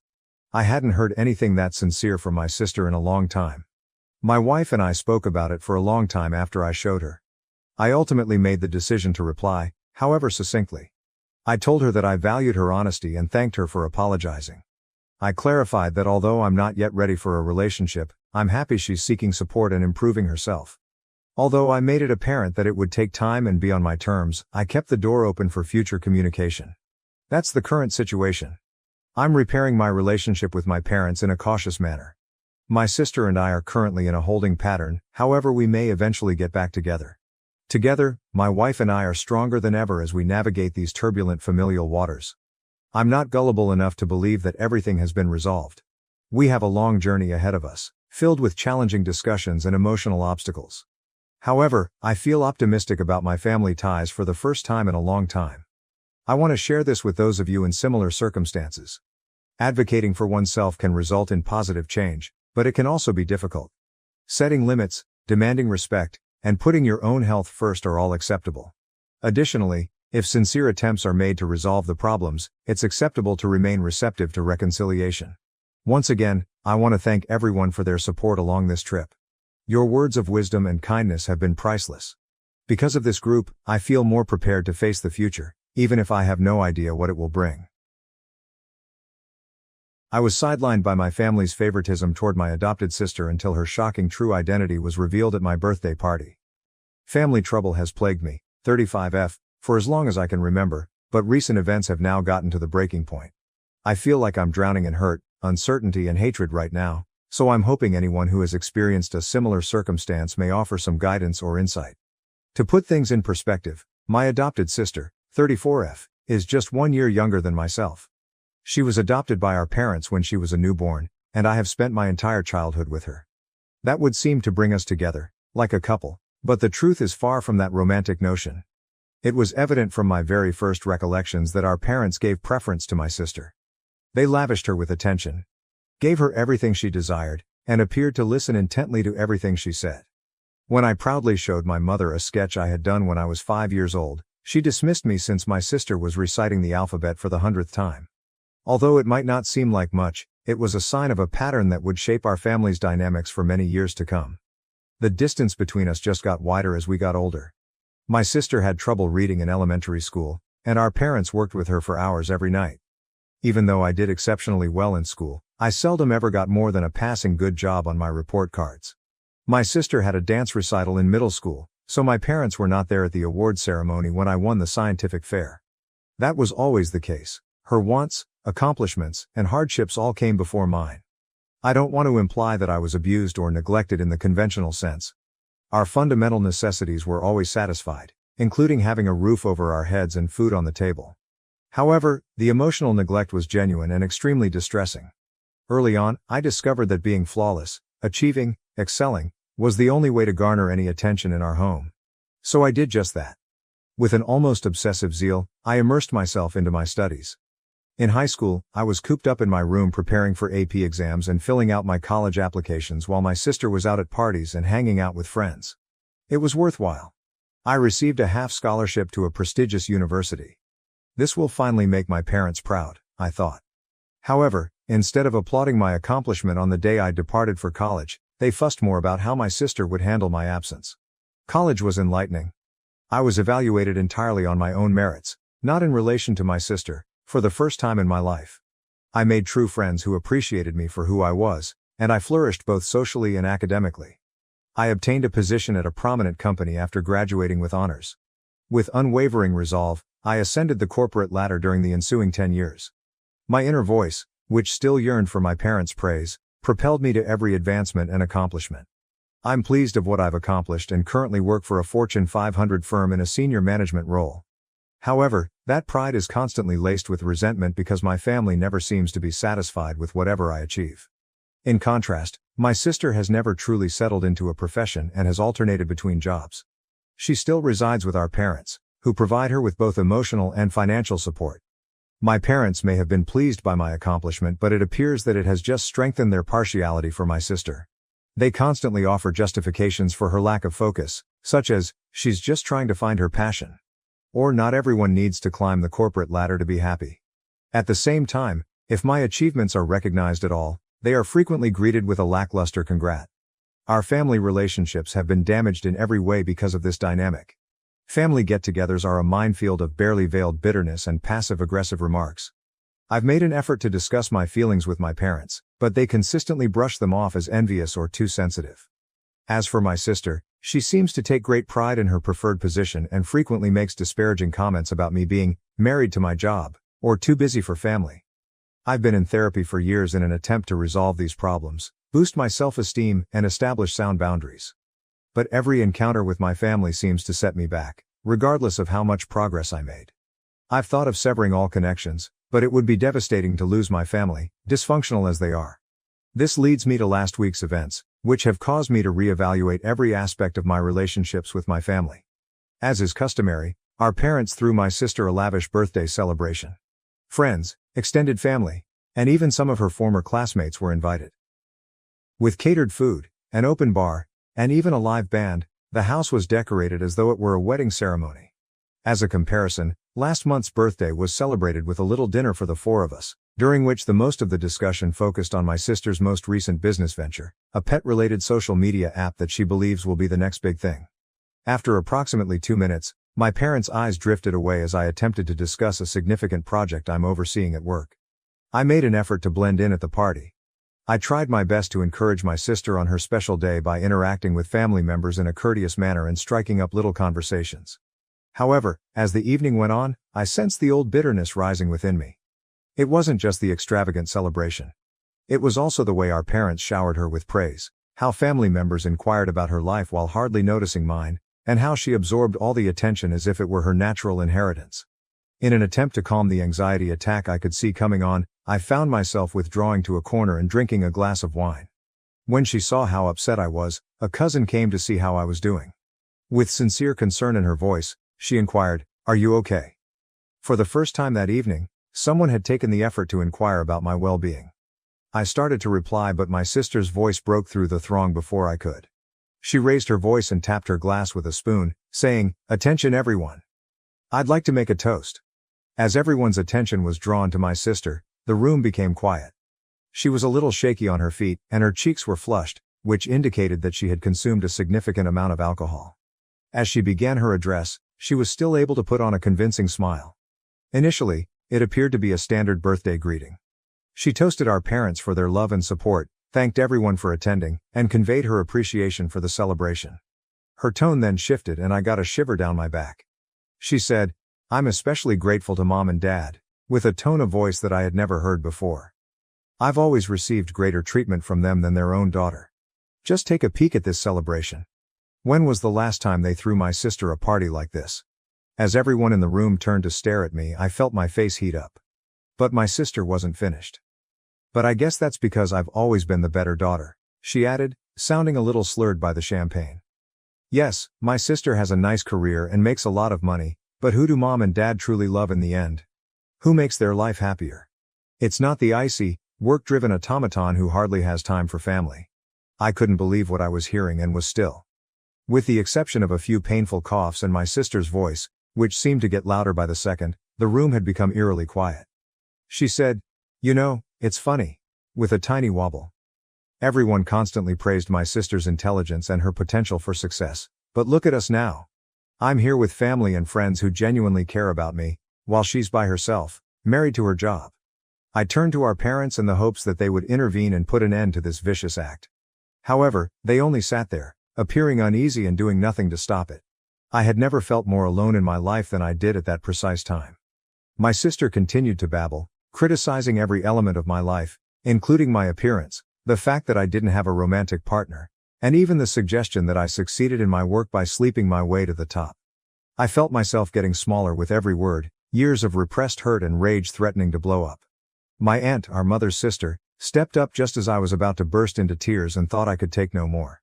She had a determined and angry expression on her face. I was standing when she approached and gave me an envelope. Her voice broke the tension in the room as she stated, "Don't open this until I'm done talking." Her eyes were flaming as she turned to face the throng. The scene that followed resembled a scene from a soap opera. According to my aunt, my sister wasn't taken from a foster home. She was her biological daughter.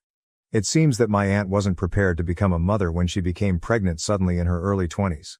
She requested my parents to adopt the child instead of ending the pregnancy. My aunt continued, "I thought I was doing the right thing," her voice trembling with passion. "I believed that my sister and her husband would provide a better life for my child. I believed she would develop into a nice, caring person who was appreciative of her life. However, instead." She turned to face my sister, who had turned completely white. "Instead, you've developed into a conceited, self-centered brat who believes it's acceptable to make fun of her sister in public. I've watched this familial dynamic unfold for years, and I can no longer keep quiet about it." Chaos broke out in the room. Screaming, my sister demanded to know whether it was true. Our parents were shooting daggers at my aunt while attempting to soothe her. Family members were pointing and muttering. And me? I felt as though the earth had vanished from beneath me as I stood there, gripping the envelope. Once more, my aunt's voice broke through the cacophony. My aunt expressed her dismay, saying, "I always thought that if my daughter was being raised by my sister, she would grow up to be a wonderful person. But obviously, I was mistaken. No good person would ever attempt to make their sister look as bad as you just did." Then, turning to face me, she instructed me to open the packet. There was a blank check inside.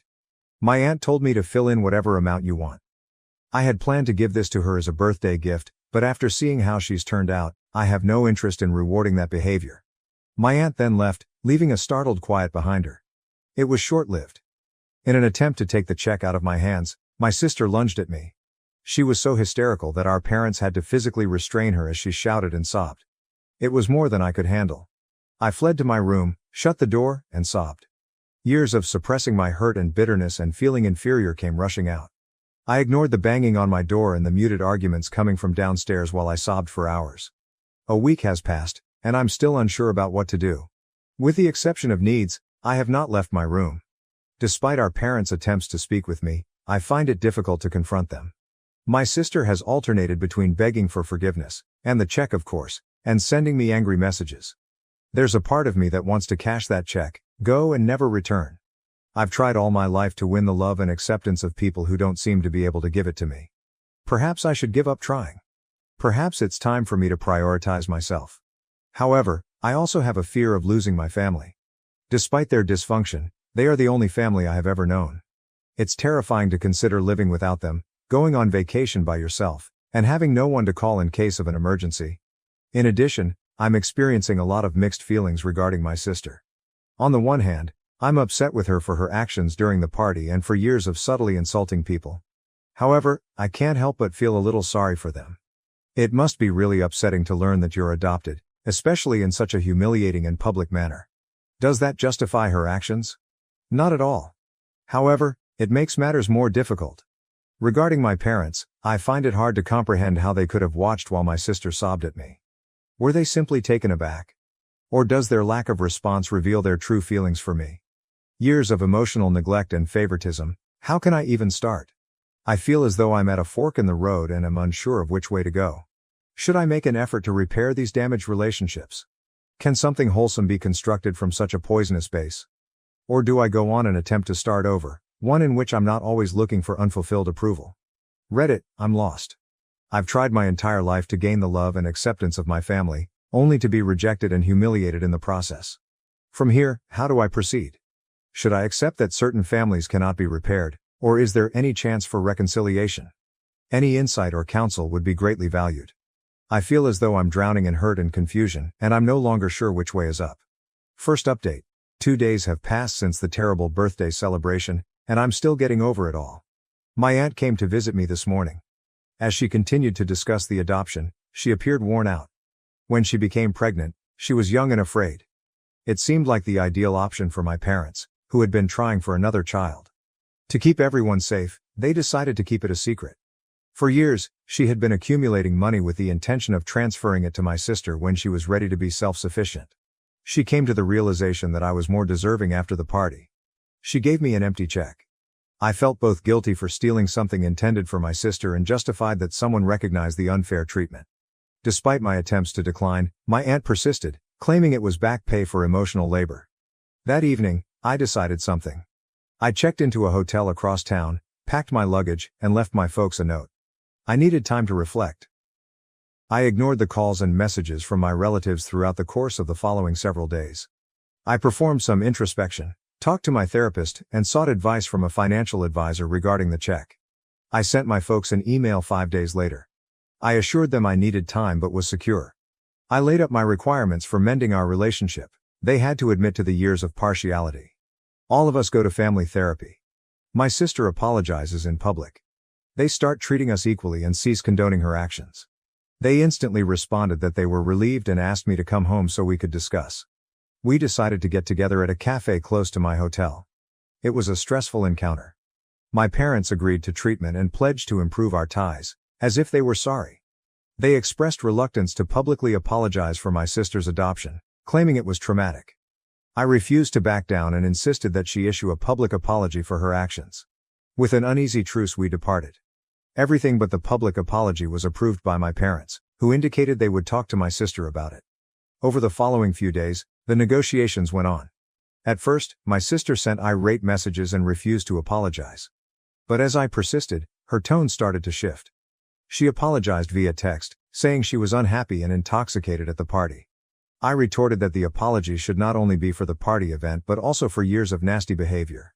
More irate texts followed, and then there was stillness.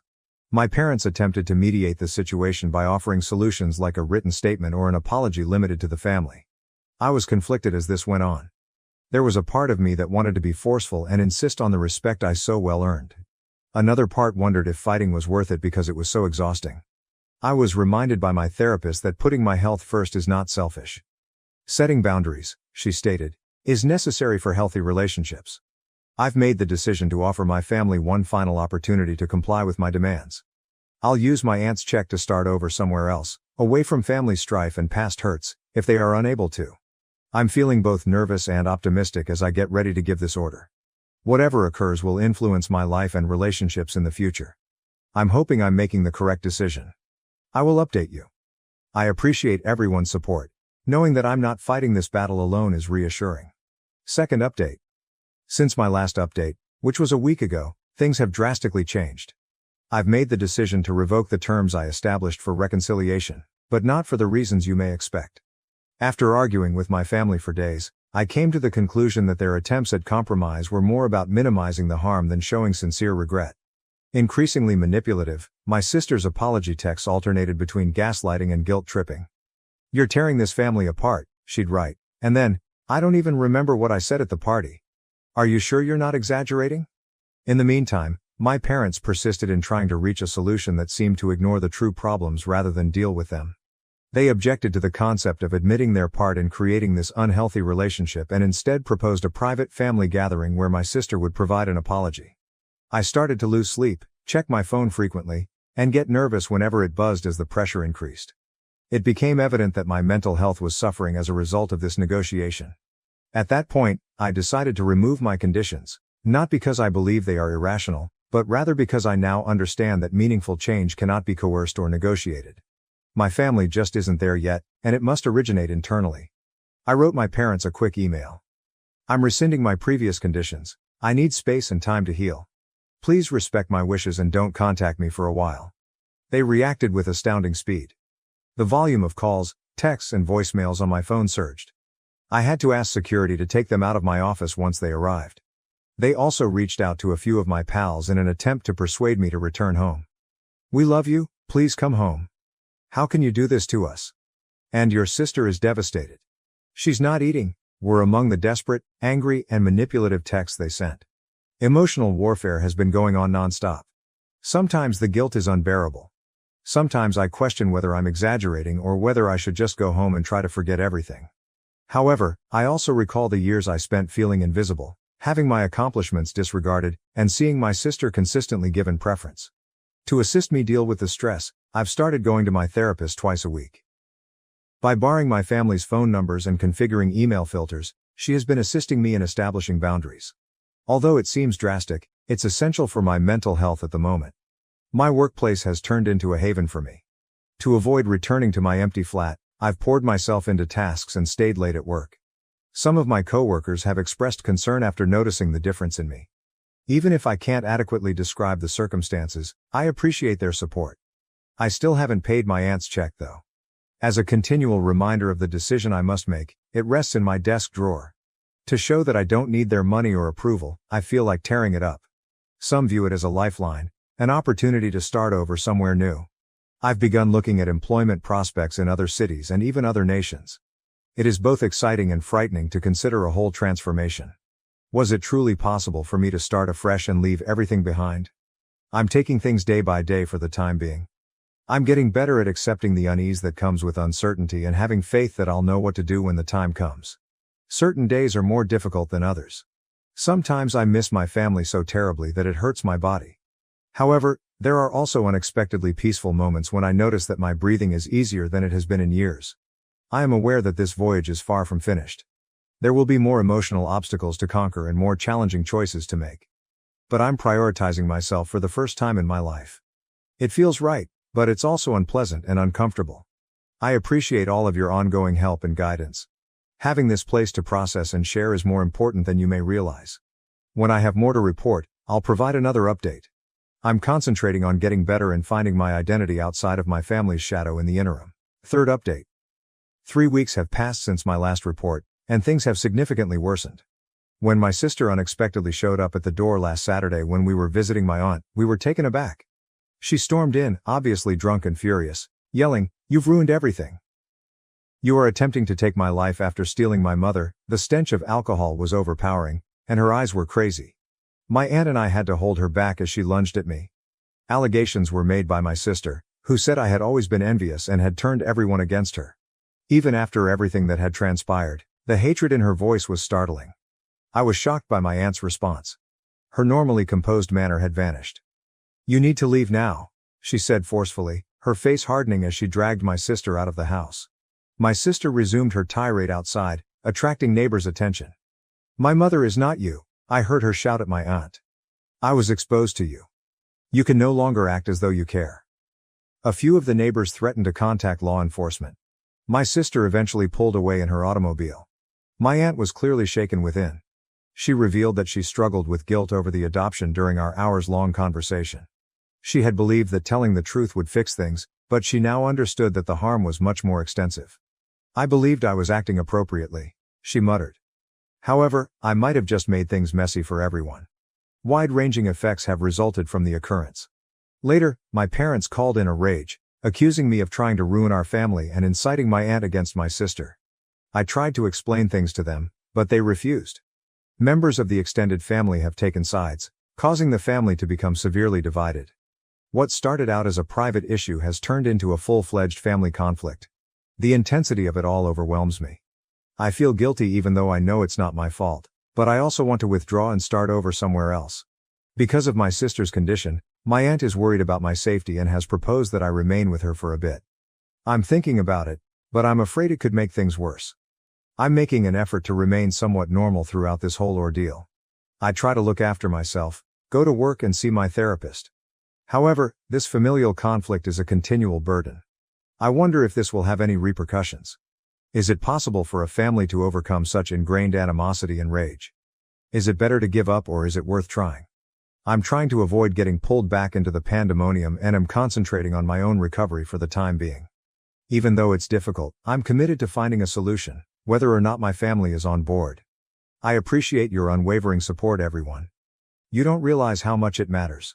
When I can, I'll provide another update, ideally with more positive news. Update 4. A month has passed since my last update, and I've made some decisions that will change my life. I came to the realization that I needed to take immediate action to safeguard my mental health and create a future for myself following the tumultuous incident with my sister at my aunt's place.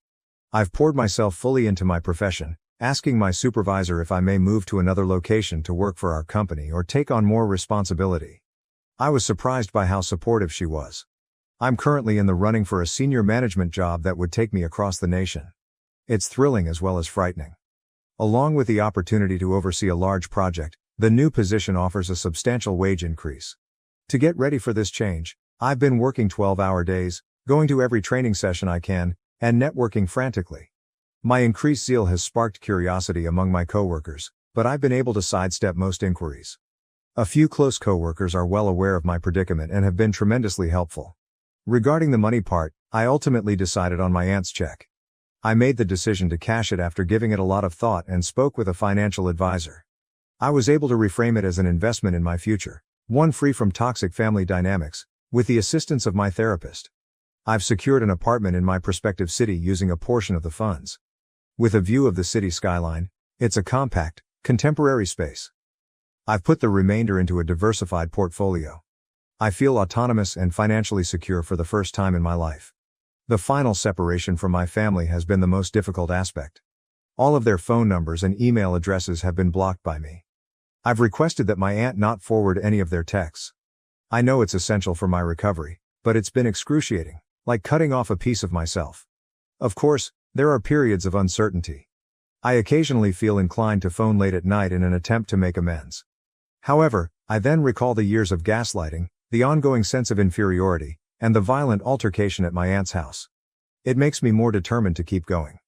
I recently began seeing a new therapist who focuses on estrangement and familial trauma. She has been assisting me in overcoming my sadness and guilt. To replace the family-centered customs I've left behind, we're concentrating on establishing a new network of support and developing new ones. Additionally, I've joined a support group for those who are separated from their relatives.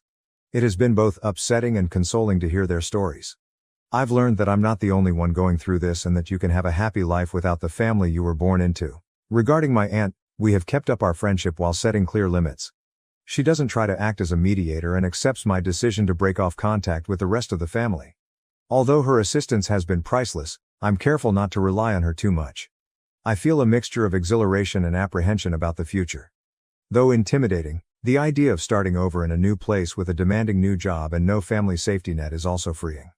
I feel for the first time that I am living my life according to my own terms, free from societal norms and familial expectations. I've begun pursuing new interests and pastimes that I never had time for while I was preoccupied with family matters. I've joined a local hiking group, I'm learning how to cook, and I'm even thinking about painting. I've not felt this at peace in years as I pack up my flat and get ready for this new phase. Yes, I am saddened by what I have lost, but I am also hopeful about the future. I'm no longer the neglected kid or the family's scapegoat. I am only me, paving my own way. I want to thank everyone for their support along this journey. You have no idea how much your words of support have meant. My last update will be this one. I should put this chapter behind me and concentrate on writing the next one. Good luck to me. Sister pushes pregnant me down the stairs as a prank. Parents threaten to disinherit me for pressing charges. I ended up in the hospital after my sister shoved me down the stairs during her party, claiming it was a harmless joke. My parents are now threatening to take away my inheritance if I file a complaint. I am 4 months pregnant at the moment, 28F. For the past 2 years, Newton, my spouse and I have been attempting to conceive. To be honest, there were times when we thought we might not make it. The wait seemed to go on forever. Then, somewhat unexpectedly, we learned what I was expecting. Given all of the challenges we've faced thus far, this pregnancy holds immense significance for us. The fact that we will soon be welcoming our first child into the world makes us incredibly happy. Newton and I decided to be extra careful this time because I've had miscarriages in the past. We made the decision to conceal the pregnancy until we were positive that everything was going according to plan in order to protect our emotional health. If for whatever reason, we also lost this pregnancy, we wanted to shield ourselves from the extra pain of having to grieve in public. My younger sister Elle, and my parents were unaware of my pregnancy until last week. At times, it seemed weird to keep them in the dark, but I also needed the time to think things through. From significant life events to minor triumphs, my family has always been the kind to celebrate everything. To be honest, I adore that quality about them. We've created a ton of wonderful memories together throughout the years, and it adds a special touch to every occasion. But when it comes to going to family gatherings, I've been a little aloof for the last 4 months. Given how emotionally taxing the pregnancy was, I simply needed more time for me. However, my younger sister Elle was ecstatic when she received a promotion at work last week. Last year, Elle's ideal wedding was meant to take place, but at the last minute, everything went wrong. Her ex cheated on her with one of his co-workers at his bachelor party the night before the wedding. The groom didn't even have the grace to show up and speak to Elle on the day of the wedding. Rather, one of his buddies arrived to break the heartbreaking news that he had made the decision to completely cancel his participation in the wedding. The entire scenario was really embarrassing, and our entire family was startled. It was meant to be one of the most joyful days of her life, and we had spent a lot of time getting ready for it. Elle was heartbroken. All of her hopes and excitement for her future with this man had been dashed in such a public and harsh manner. Elle immersed herself into her career after that. She used it as a coping mechanism to keep herself occupied and diverted from the pain. Although she has always been driven and ambitious, her commitment to her work increased significantly following the wedding disaster. Therefore, her recent promotion marked a significant turning point in her career and personal life. She virtually pleaded with me to come since she wanted to celebrate the occasion with a party. I could tell she truly missed having me around when she said she hadn't seen me in a long time. Additionally, I was being urged to attend by my parents, who kept urging me to do so and expressing how much it would mean to her. Given that I hadn't attended the last few family get-togethers, I really didn't want to let her down. I therefore at last consented. However, I didn't want to detract from Elle's accomplishment on her special night by being obviously pregnant and taking away the emphasis. The last thing I wanted was that. I didn't want to detract from her moment. I wanted her to experience it. But it was becoming more and more difficult to conceal as the baby bump grew. For one night though, I believed I could handle it. In order to hide my tummy, I wore a long flowing dress. I even went so far as to apply shapewear to reduce the bump as much as possible. I was determined to keep Elle and her promotion front and center. Everything appeared to be proceeding as planned when I arrived at Elle's party. I felt a little more at ease knowing that my attempts to conceal my pregnancy were successful because no one had any suspicions. When my mother saw that my arms and cheeks appeared somewhat plumper than normal, she did say anything. However, I had already considered how to respond to such circumstances, so I swiftly responded with a joke that I had simply been eating a lot lately. To be honest, I was relieved that they were less likely to detect the truth about my pregnancy and more likely to believe that I was simply putting on weight. For now, that seemed like the safer course of action. As the evening wore on, I became more and more aware of how uncomfortable I was. The celebration seemed to go on forever, and I'm not used to staying up late anymore. Newton, my husband, arrived at the party right from work and was enjoying himself. I was grateful that he continued to periodically check in with me to make sure I was doing okay. Elle and the rest of my family were having a great time in the meantime. They were having a great time dancing in the backyard and doing shots. Seeing Elle so joyful and carefree, especially after everything she's been through, made me glad. However, I began to feel nauseous, most likely due to the heat of the evening and all the greasy food. I slipped inside and found a peaceful seat on the couch after deciding I needed to escape the boisterous dancing and loud music. At that moment, my only true desire was to get home, raise my feet, possibly massage my legs, get into bed and read on my Kindle for a little while. I briefly closed my eyes in an attempt to relax and collect myself. My Aunt Mia sat down beside me at that moment, waking me up. I had fallen asleep without even realizing it. Without providing a reason, I shook my head when she offered me a glass of wine. She went on to say that I looked pregnant and that my face was nearly glowing the entire evening. I froze, unsure of how to respond. Aunt Mia is no fool, so I tried to shrug it off, avoiding eye contact and feeling uncomfortable. She asked me directly, "Are you really pregnant?" as her eyes widened in shock. Despite my inner panic, I made an effort to remain calm. In an attempt to divert her attention, I shook my head, but Aunt Mia put her hands on my stomach and her eyes brightened with total conviction. "Oh my God, darling, you are pregnant," she cried. She chuckled and drew me into an embrace. I was a little alarmed and practically begged her not to tell anyone just yet because I didn't think the time was perfect to make the announcement. However, Aunt Mia dismissed my worries. She reminded me that everyone had been eagerly anticipating this time, hoping that I would become pregnant, and demanded that the family should be informed of this wonderful news. Aunt Mia smiled at me, held my face in her hands, and reminded me that it was a family night even though I told her it was Elle's night. She told me not to overthink it and that because everyone had come together it was the ideal moment to share. Everyone was still dancing and partying when Aunt Mia got up and went outside before I could stop her. As I saw her, my heart fell. Aunt Mia captured everyone's interest with all the zeal in the world. Without wasting a beat, she pointed at me and told everyone that I was pregnant after telling them she had some important news to deliver. There was a moment of stillness while everyone processed Aunt Mia's words. Then everyone in the party burst out. My relatives hurried over to me, around me with congratulations, shouts and hugs. They were ecstatic, giving me a tight hug while crying and expressing their excitement for Newton and me. They were naturally thrilled to hear the news because they were all aware of my past miscarriages. My parents were so emotional that they were crying. In celebration of this new chapter in our lives, many congratulated Newton and gave him hugs as well. I definitely didn't want to reveal my pregnancy in this way. I had imagined a more private, intimate event, something modest and unique, something I could share with my family when I was ready. At a gathering that was supposed to be all about Elle, I had instead been dragged into the spotlight. I saw her standing off to the side at that point, smiling as best she could but obviously feeling uncomfortable. She avoided making eye contact with me and wasn't participating in the festivities. I was overcome with remorse because I had worked so hard to stay out of situations like these. I approached her and apologized for Aunt Mia's disclosure of my pregnancy.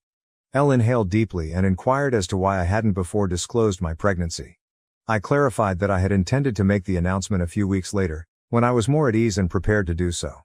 She pursed her lips, shook her head and murmured, "Whatever. I suppose your request was granted." I was surprised by her response, and her comments hurt. I attempted to reason with her, But Elle didn't seem interested in having a conversation. She moved away after taking a sip of her wine and stopped focusing on me. Overwhelming advice from friends and family on being a first-time parent consumed the remainder of the evening. Everyone appeared excited to share their experiences and advice. Elle, meantime, continued to glare at me from the other side of the room as though I was somehow to blame for everything. I felt much more guilty and uneasy after her response. I had an overwhelming want to go to the bathroom at one point. I stood up and went to the guest bathroom, but it was completely packed. I went upstairs to use the restroom in the main bedroom because I felt like my bladder was going to explode. I went to the bathroom to relieve myself, and when I came out, Elle was waiting for me outside. She appeared inebriated. Sensing the awkwardness between us, I tried to apologize again with an awkward smile. Elle didn't appear to get any softer. Rather, she simply rolled her eyes and inquired, "Are you truly expecting?"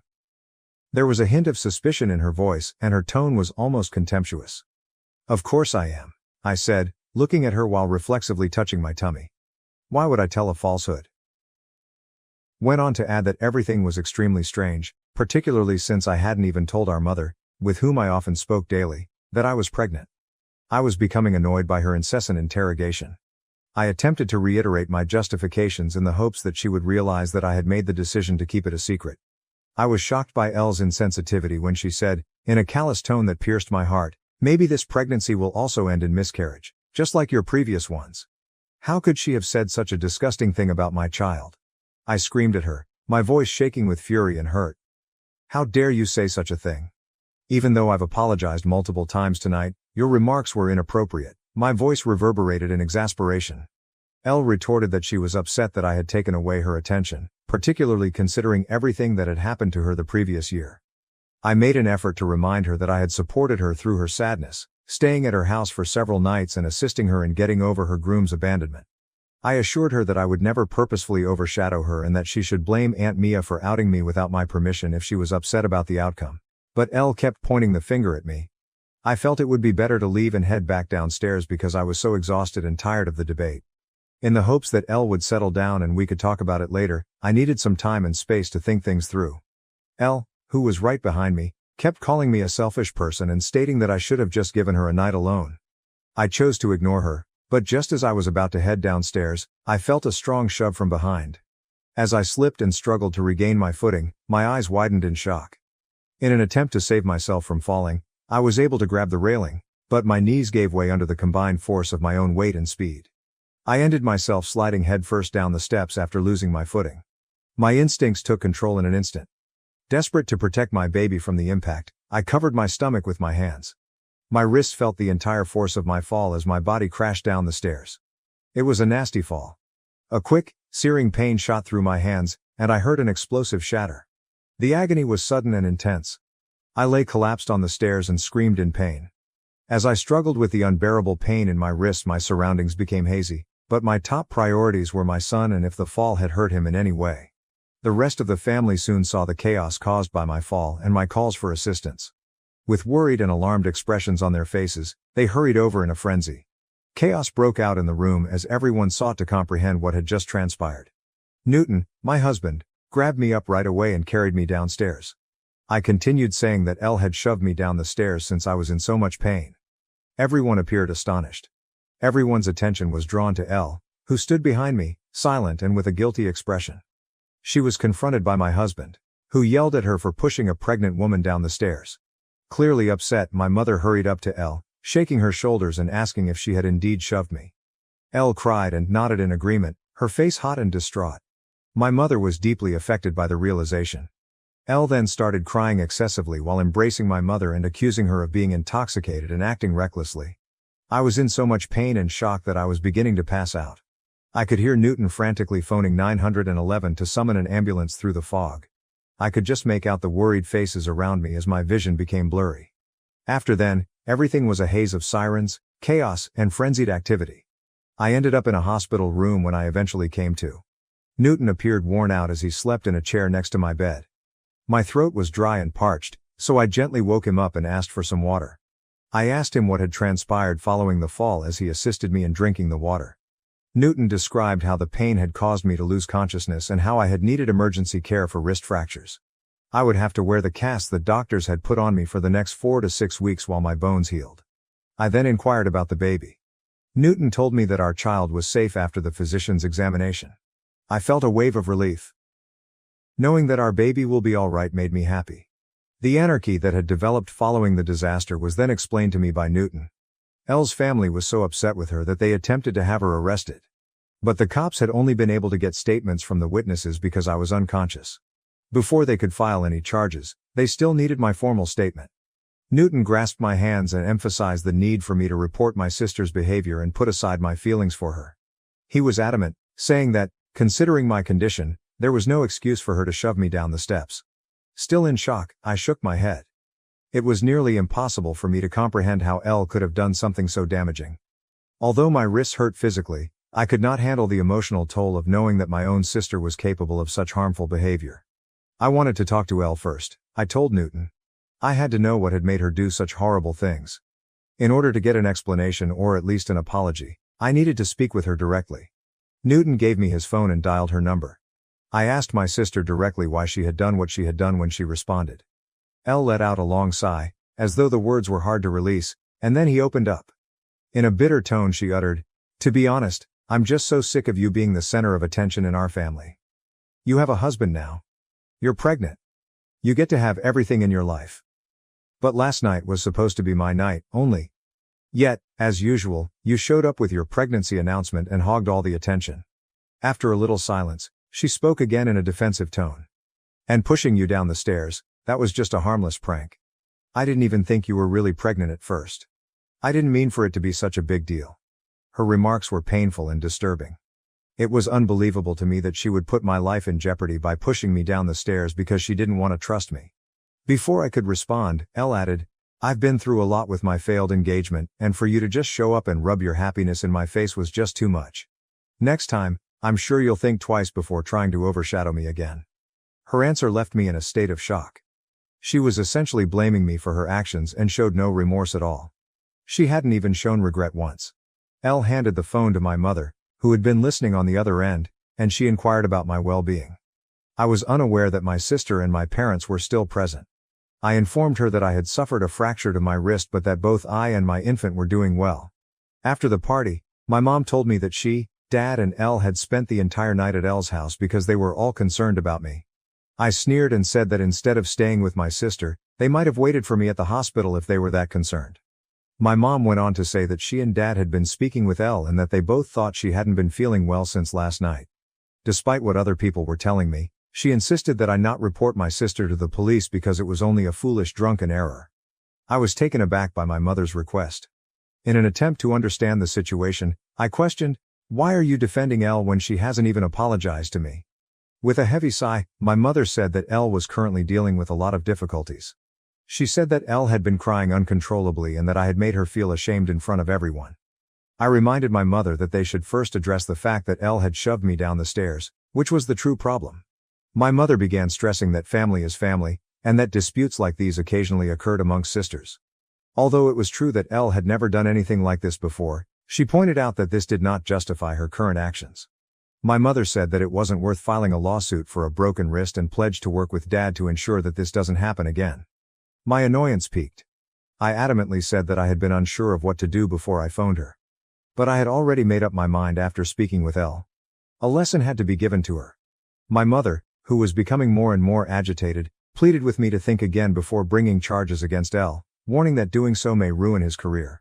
I informed her that right now, I couldn't give a damn about it.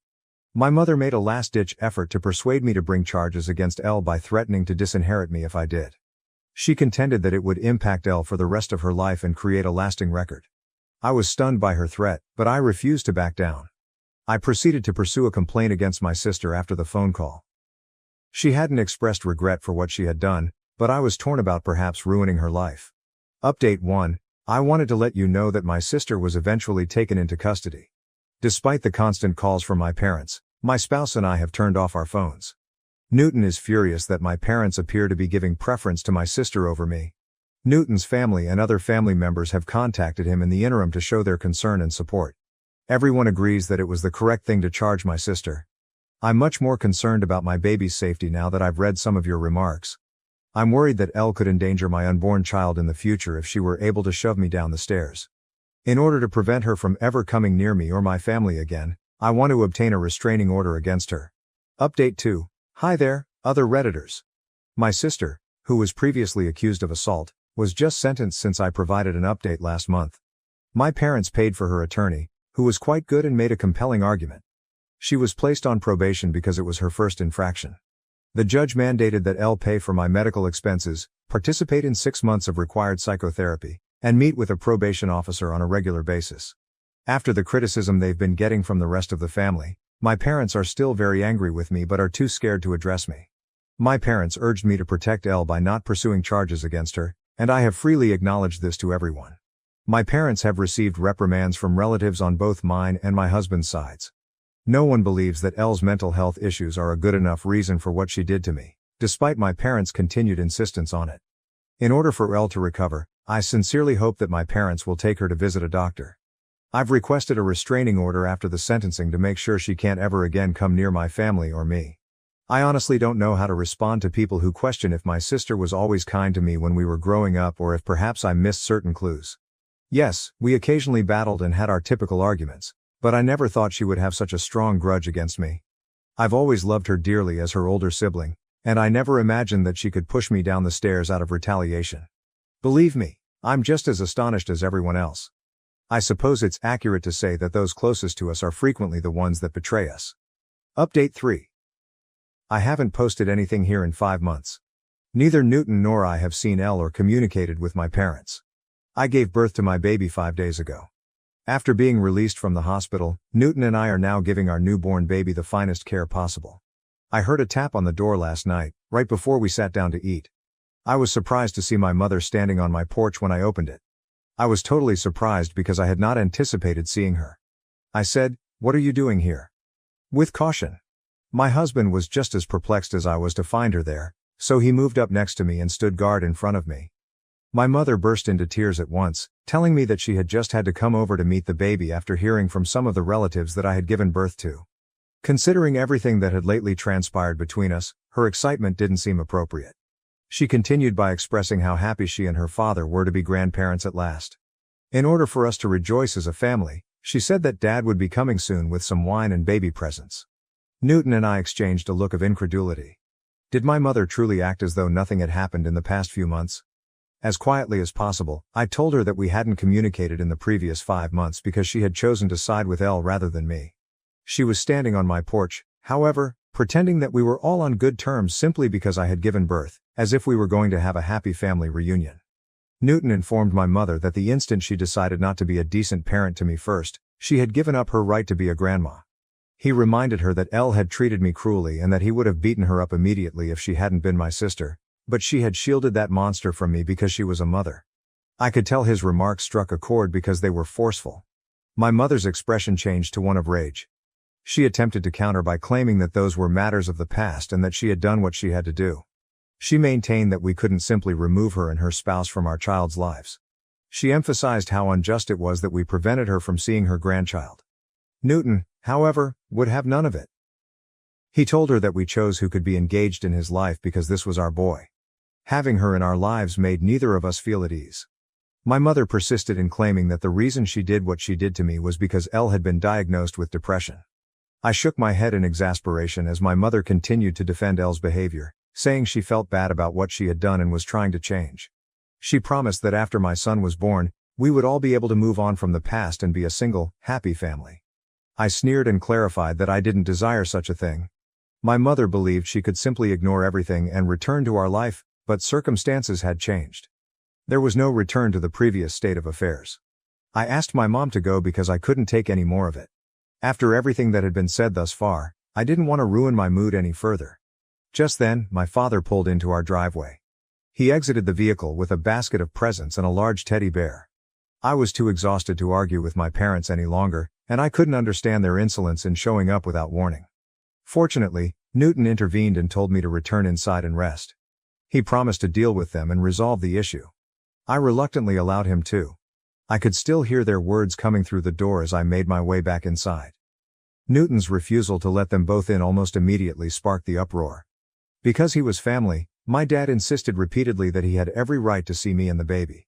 My normally composed hubby lost his temper. If they didn't leave our land right away, he threatened to contact the police. Naturally, my dad persisted in arguing and insisted on leaving the baby presents behind, as though it would somehow make up for everything. Newton, meanwhile, was adamantly against taking anything from them.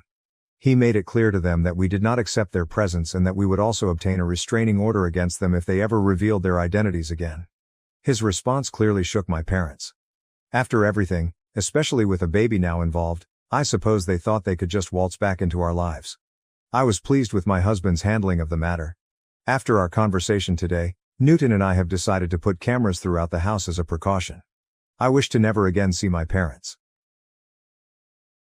I discovered my girlfriend was cheating with my brother. I exposed them at my wedding. But the drama is far from over.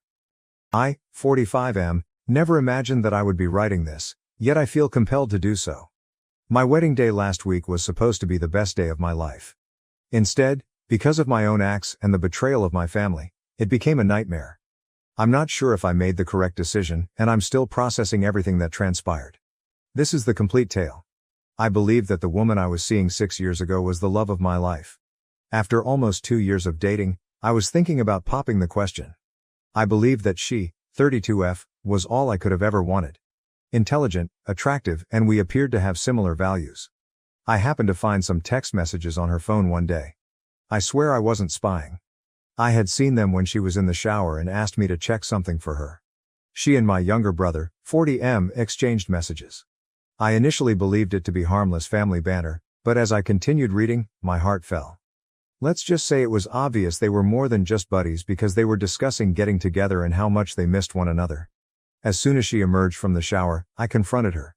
She initially tried to gaslight me into believing I was paranoid by denying it. She started crying though, when I showed her the messages. She and my brother have been having an affair for months, right in front of me, it turns out. I was heartbroken. The two people I trusted the most in the world had betrayed me in the worst way possible. Not only had my girlfriend cheated on me, but she had done it with my own brother. I told her to leave my life and immediately stopped our relationship. My brother attempted to defend it when I challenged him about it. Can you believe that he claimed they couldn't help their feelings after falling in love? As though somehow that made it okay. I told him I didn't want to see him ever again and that he was dead. My parents should be on my side, wouldn't they? False. They continued to urge me to forgive my brother, even though they were disappointed in him. They would say, "He's your brother." Family is the most important thing. In my opinion, loyalty and trust are the most crucial factors, and both my parents and brother have demonstrated that they are unaware of this. I broke up contact with everyone. I knew I couldn't have individuals like that in my life, even though it was difficult.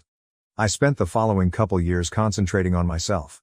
In order to deal with the trust issues this whole mess had caused me, I began therapy, put myself into my work, and gradually began to reconstruct my life. Then I met my now wife, 39F, approximately 2 years ago. She was patient, kind and compassionate, unlike anyone I had ever encountered. She was aware of my background and my family's problems, but she never pressured me to get back in touch with them. I felt like I could trust someone again with her. The happiest moment of my life was when I proposed to her. I was thrilled to begin this new chapter as we began organizing our wedding. Naturally, neither my brother nor my parents were invited. They were no longer a part of my life, in my opinion. I did, however, inform my parents about the wedding, not because I wanted them to attend, but rather because I knew they would ultimately learn and I didn't want any trouble. I made it apparent that neither my brother nor they were welcomed. Of course, they tried to argue. My father gave me a family lecture and my mother sobbed, but I refused to back down. On the wedding day, everything went according to plan. I felt like I was finally receiving the happy ending I deserved. My wife looked stunning, and our friends were all there to support us. That is, until right before the ceremony started, my best man rushed up to me. "Your parents are here," he stated with a distressed expression. I felt like I had been punched in the stomach when they said, "And they brought your brother and his wife." Dare they? How dare they bring my brother, of all people, and arrive without invitation? I was enraged. They were supposedly unwilling to move, even after I told my best guy to tell them to leave. Barely able to control my rage, I called my father. I spat into the phone. "What the hell do you think you're doing?" He said, "Son, it's your wedding day." As though that clarified everything. "We're your family. We should be here." With a trembling voice I stated, "I made it clear you weren't invited. Especially not him." 6 years have passed, my father countered. Don't you think it's time to let bygones be bygones? Your brother is sorry for what he did. He's married now. His wife is pregnant. Can't we just be a family again? What I was hearing was unbelievable. Did they honestly believe that all would be forgiven if they simply showed up? That I'd throw open my arms to them? I said, "Get out," in a strong, icy tone. "All of you, get out now, or I'll have security remove you." "Don't be dramatic," my dad said. "We're already here. Just let us stay for the ceremony, for your mother's sake if nothing else." I was on the verge of losing it all when my wife showed up. She could see how unhappy I was because she had overheard a portion of the talk. "What's going on?" she inquired, her expression displaying worry. I told her what was going on, thinking she would be as upset as I was. However, my wife, always the rational one, suggested a middle ground. She answered, "Let them stay for the ceremony. It's not worth causing a scene and ruining our day. We don't have to interact with them. After the ceremony, they can leave." I understood her argument, even though I didn't like it. I did not want a family fight to be the only memory of our wedding. I agreed against my better judgment. The ceremony proceeded according to schedule. I made an effort to concentrate on my wife, our vows, and our professed love for one another. However, I couldn't help but be hyper-aware of my family members seated in the back rows, my father sitting rigidly with a fake smile on his face, my mother wiping her eyes with a handkerchief, my brother appearing uneasy, and his wife clearly pregnant. I noticed my parents approaching us after the ceremony while everyone was chatting and praising us. I stiffened, braced for conflict. However, my best man stopped them before they could get to us and reminded them of the deal, which was that they would go following the ceremony. I observed their silent argument, my father appearing stern and my mother making frantic gestures. At last, my brother and his wife followed them as they turned and departed. With a sigh of relief, I believed that the worst was behind us. The speeches followed though. In his emotional toast, my best man expressed his happiness for us and our friendship. Other friends joined in, offering wishes and amusing anecdotes. I then made the decision to give my own spontaneous speech, driven by a combination of rage, champagne, and a desire for vengeance. I got to my feet and clinked my glass to get attention. With all eyes on me, the room went silent. We hadn't planned for me to give a speech, so I could see my wife giving me a questioning look and probably wondering what I was doing. "To my brother," I murmured, maintaining my composure in spite of the rage that was building within me. There was a whisper in the audience. Those who were aware of my past relationship with my brother appeared perplexed, while those who were not likely found this to be a kind gesture. Adding, "My brother isn't here today. But I'd like to thank him all the same. You see, if it wasn't for him I might never have met my wife." I stopped, sipped my champagne and looked around the room. My brother and dad, who had been about to leave, had halted their journey. Their looks were a mix of fear and optimism as they stared at me. 6 years ago my brother did me a huge favor, I remarked, sarcasm leaking out of my voice. He showed me exactly the kind of person he is by having an affair with my girlfriend. Deathly silence fell in the room. I couldn't stop, even though I could see the discomfort and shock on people's faces. I was releasing years' worth of repressed hurt and rage. I went on, "That betrayal taught me a lot. It taught me that the people you trust the most can hurt you the deepest. It taught me that family doesn't always mean loyalty or love. And most importantly, it set me on the path that led me to my wife." I noticed the worry in her eyes as I turned to face her. However, I was too far gone to turn back now. I said, "So thank you, brother," as I lifted my glass. "Thank you for showing me what true betrayal looks like. Thank you for teaching me that blood isn't always thicker than water. And thank you for being such a monumental screw-up that it made me work on myself. Made me become a better person, a person worthy of someone as amazing as my wife." After emptying my glass, I placed it firmly on the table. The silence that followed was deafening. I could see my brother's wife staring at him in disgust and shock, my parents looking like they'd been slapped, and my brother, well, he couldn't even look up from the floor. "Oh, and Mom and Dad," I added, "thanks for showing up uninvited and bringing him along. It gave me the perfect opportunity to let everyone know exactly what kind of family I come from."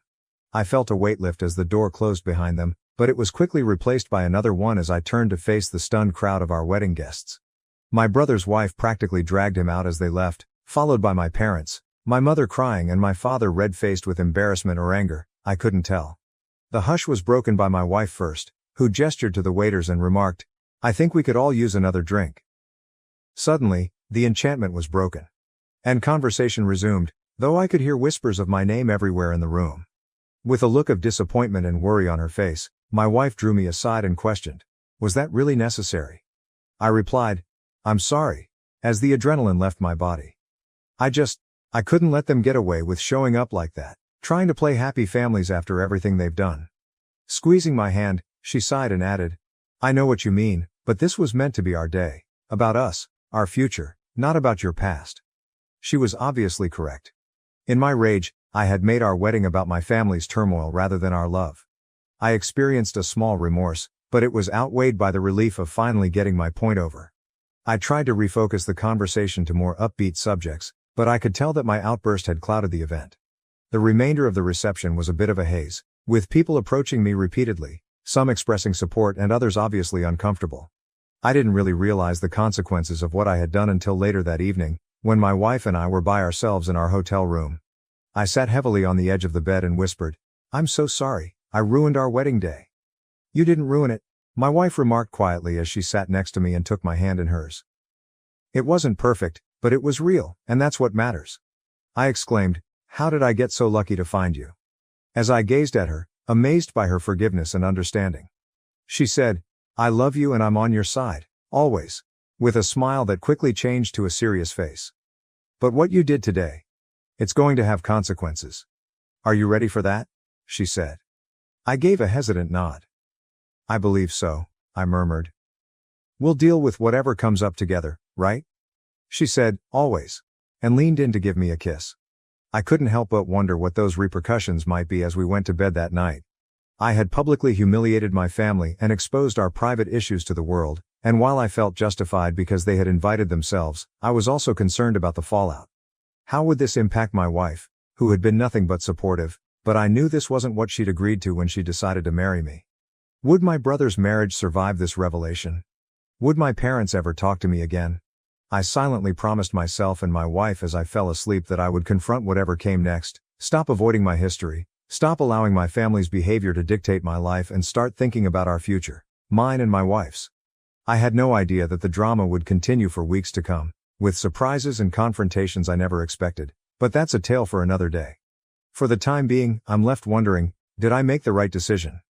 Did I sink to their level, or was it okay to publicly shame my family? And most importantly, how do I proceed from here? Thank you for reading this far. I feel like I'm at a crossroads and I'm not sure which path to go, so I would appreciate any thoughts or ideas. First update. Life threw me another curveball a week after the wedding disaster, just when I thought things may settle down. I know this is out of the blue, but I need to talk to you in person, if possible. There are things I need to know, and I think you're the only one who can give me honest answers, said my brother's wife, 35F, in a trembling voice when she called me yesterday.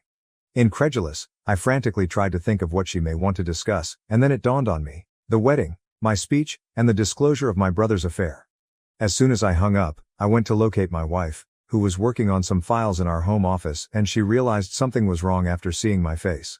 I told her I would consider it and get back to her. I told her what was going on, half expecting her to instruct me to keep my mouth shut, but my wife, as usual, took me by surprise. "I think you should meet with her," she remarked after giving it some thought. "You see, we can't change what's already done. However, your brother's wife is innocent in all of this. She is now enmeshed in a tangle that she did not cause. Don't you think you should give her some closure if you can?" She was correct, and even though I wanted to forget about it, I couldn't deny that my actions at the wedding had probably completely upended this woman's life. And she was pregnant, for crying out loud, and that the stress of it all couldn't be good for her or the unborn child. My wife agreed to accompany me for support, so I called my brother's wife back and set up a meeting for the following day at a quiet cafe. My heart sank when I saw my brother's wife enter. She looked exhausted and drawn, her eyes red-rimmed as if she had been crying. She must have been in her third trimester, and as she drew nearer, I could see that her pregnancy was even farther along than I had thought. This made me feel guilty once more. As she slid into the chair across from us, she said, "Thank you for meeting me. I need to know everything, from the beginning. I need to understand what happened between your brother and your ex-girlfriend. When it started, how long it went on. Everything." I inhaled deeply before telling her everything. How I had discovered the messages on my ex's phone. How I had confronted them both. How they had attempted to defend it by claiming to have fallen in love. how my parents had urged me to forgive them and how I had severed all contacts with them. I kept a close eye on her expression while I spoke. She continued to be largely unresponsive, but I could see the anguish in her eyes and the faint quiver of her bottom lip. She was silent for a while after I was done, then she said, "Are you certain? Are you positive that it was him?" "Yes," I muttered. "I apologize, but I'm positive." Her hand instinctively moved to rest on her big belly as she nodded softly. "It was all a misunderstanding," he informed me. "Because you were attracted to his girlfriend and found it hard to believe she had chosen him. You severed relations with the family for that reason." Anger shot through me. He had lied to her, of course. Why had I anticipated a different outcome? I repeated, "I apologize," as I was at a loss for words. She gave a headshake. "Avoid becoming. You are not to blame." I'm at a loss on what to do. A baby is due in a few weeks. How can I possibly believe him? With someone who could do this, how can I raise a child? My wife gently raised her voice. "I have no simple solutions. You're not alone though, and I want you to know that. We are here to help if you need it in any form." My brother's spouse gazed at her with an expression of surprise. "Why? You're not even familiar with me." The simple response from my wife was, "Because it's the right thing to do. And regardless of what has transpired between the adults, that baby is family." With a wave of pride and affection for my wife, I nodded in accord. Of course, she was correct. My brother's child, my niece or nephew, shouldn't be affected by any problems I had with him. With passion choking her voice, my brother's wife responded, "Thank you. As of right now, I have no idea what I will do. However, it means a lot to know that I have support." We continued our conversation, exchanging contact details and forming provisional plans to keep in touch. She was about to depart when she stopped and gave me a serious look. She remarked, "I can see why you did what you did at the wedding. I understand, but I'm not saying that was right. I am, in a sense, appreciative. At least I now understand the reality." We were both deep in thought on the way home. My wife finally raised her voice. "Are you all right?" she inquired. I let out a sigh. "I'm not sure. I feel bad for hurting her. However, I'm also relieved that the truth has come to light." "Is that really so bad of me?" My spouse gave a headshake. "It's a human. The entire scenario is complex and disorganized. There are no unambiguous right or wrong responses." Of course, she was correct. However, I couldn't get rid of the impression that this was only the beginning. The truth was now known to my brother's wife. But how would she use that knowledge? Would she go up to my brother? Drop him? What about the infant? I became aware that what I had done at the wedding had started a series of uncontrollable occurrences. My brother's wife and their unborn child were the first innocent people caught in the crossfire, and that was all I could do at this point. I looked to my wife as we walked into our house. I said, "I appreciate you being here and helping me through this whole thing." She gave me a gentle kiss while grinning. "Never," she answered. "Remember that we are a team." I nodded, appreciating her steadfast assistance. At least I knew I wouldn't have to face it alone, no matter what happened next. But I couldn't stop thinking as I lay in bed that night, unable to fall asleep. What would happen tomorrow, and how many more lives would be impacted by the truth I had let loose? Second update. Since my last report 2 weeks ago, a lot has happened in the scenario. Even though I'm still processing everything, I feel obligated to tell you what has transpired. As I previously stated, my brother's wife contacted me in an attempt to get the truth about the events that transpired between my brother and my ex-girlfriend 6 years prior. I told her everything when we first met. To put it mildly, the talk was challenging. She contacted me again a week later, her voice emotional and tremulous. She said, "Can we get together again? I don't know who else to turn to, and I need to talk to someone." The following day, my wife and I met her at the same cafe. I was astonished by her appearance. I was concerned because she appeared even more worn out than previously, with pale skin and black circles under her eyes, especially considering how far along she was in her pregnancy. She began speaking as soon as she took a seat. With trembling hands she added, "I confronted him. I asked him to be honest with me, and I told him what you told me." In the hopes that my brother had finally made up his mind, I held my breath. Naturally though, that was too much to ask for. She went on, her voice hardly audible above a whisper. "He denied everything. He accused you of lying, claiming that you've always envied him, and attempting to destroy his life. He even implied that you might be the one who had the affair and that you're blaming him for it." I was furious, but my wife quietly pleaded with me to let my brother's wife finish. With tears in her eyes, she looked up at me and whispered, "I didn't believe him. I wanted to, but he seemed to be reading from a script based on his reaction. And he became irate when I asked him for specifics. He has never before become upset with me. I realized then that you were being honest. Although I was glad that she trusted me, I was sad for her and her unborn kid." "What will you do?" my wife inquired softly. I had seen that my brother's wife frequently made this action when she was under stress. Her hand moved to her belly. "I'm not sure," she said. "I just don't see how I can stay with him, and I've been thinking about it constantly." I tried to sound objective as I inquired, "Are you thinking about getting a divorce?" Slowly, she nodded. "I believe I must. Someone who can easily lie to me and to everyone else around him is not someone I can trust, and I cannot raise a child with them. How would that set an example for our child?" I was unable to refute her reasoning. I was impressed by her strength, if nothing else. My wife asked if you had spoken to a lawyer. The wife of my brother shook her head. "Not just yet. Before I did that, I wanted to make sure. To be sure I wasn't overreacting, I suppose I wanted to speak with you first." I told her, "You're not overreacting. My brother's actions constitute a grave betrayal of trust. Furthermore, it speaks something about his character that he is still lying about it today." She wiped away a tear and nodded. "I understand.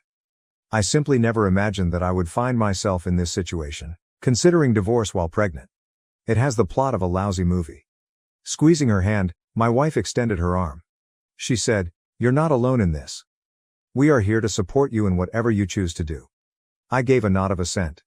"Yes, without a doubt. And not only for you, but also for the unborn child. Regardless of what transpires between you and my brother, that child is part of our family." We spoke about her alternatives for the next hour. In order to understand her rights, particularly with regard to custody of the child, my wife advised that she speak with an attorney. I offered to assist her in locating a qualified therapist, who could assist her in processing her feelings and making rational decisions. My brother's wife appeared calmer and more focused as our meeting came to a conclusion. She remarked, "I believe I know what I need to do. I need to do what's best for me and my baby, even though it won't be easy." We bid her farewell with hugs and vowed to keep in touch. I experienced a range of feelings as we watched her leave, including relief that the truth was known, pity for her suffering, and rage at my brother. My wife broke the stillness on the way home. "Are you aware that this isn't finished?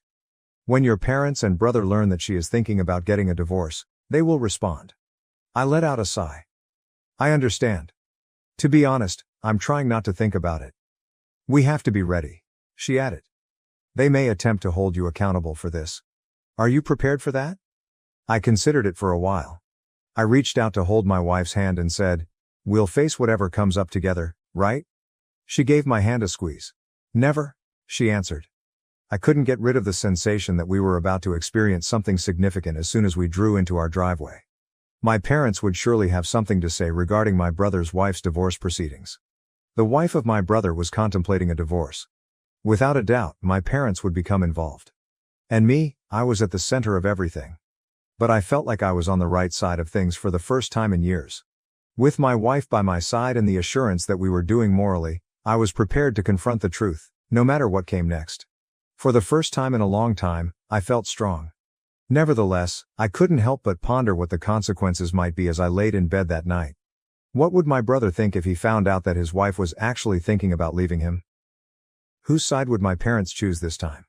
Time will tell, I suppose. However, I am certain of one thing. I will not allow the truth to be suppressed once more. Not now. Third update. Since my last update, which was a month ago, things have drastically changed. The decision to file for divorce has been made by my brother's wife. Last week, she informed me over the phone in a steady, resolute voice. She remarked, "I've given it a lot of thought. I've spoken with a therapist and a lawyer. After everything that has transpired, I am unable to remain in this marriage." I was concerned about her future, but I was also happy that she was advocating for herself. She interrupted me when I voiced my worries about her raising the child by herself. "I'm positive," she stated confidently. "I would rather handle this alone than bring up my child in a home where lies are the norm. Both of us are worthy of better." She is currently living with her parents after moving out. My brother will shortly receive the divorce papers. My father called me out of the blue 2 days after that call. This was the first time we had spoken since the wedding. He sounded exhausted as he said, "Son, we need to talk.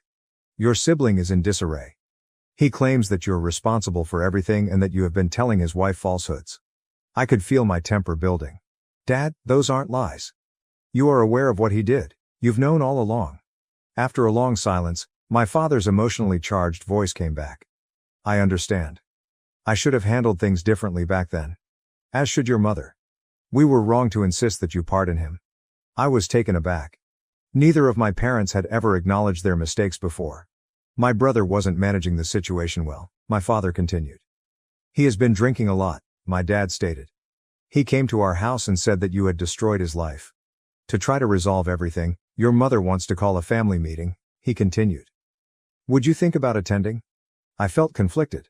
I had a part that wanted to say no, to stop the family drama. Another aspect, though, seemed odd. I had assumed it had died years ago. Finally, I said, I'll give it some thought, but I'm not promising anything. I shared both chats with my wife after the call. After paying close attention, she questioned, what are you going to do? I gave a headshake. I'm not sure. A part of me wants to simply get rid of everything. She concluded for me, but another part wants to go to the family meeting. I gave a nod. She believed I should go, which surprised me. She remarked, this has been looming over your head for 6 years. Perhaps this is your opportunity to finally face it directly and put it to rest. What if it simply exacerbates the situation? I inquired. She answered, then at least you'll know you tried. And I'll be right there with you no matter what. That's the current situation. The wife of my brother is submitting a divorce petition. My sibling is going downhill. Additionally, I'm thinking of attending a family gathering that might either mend or reopen old scars. I have no idea what will occur. A part of me is afraid to face my family and all the hurt and rage that have been brewing for years. However, I also have a hopeful side. Perhaps that's a bold phrase, but I feel like my family has a chance for true honesty for the first time in years. I am confident that my wife will back me no matter what. And I know that by sticking to the truth, however difficult it may be, I'm doing the right thing. If I choose to attend the family gathering, I'm not sure if I'll provide another update. However, I would like to express my gratitude to everyone who has read these updates and provided guidance and support. Although it has been a challenging path, it has been so much easier to know that I am not alone. Good luck to me. I suspect that I will require it.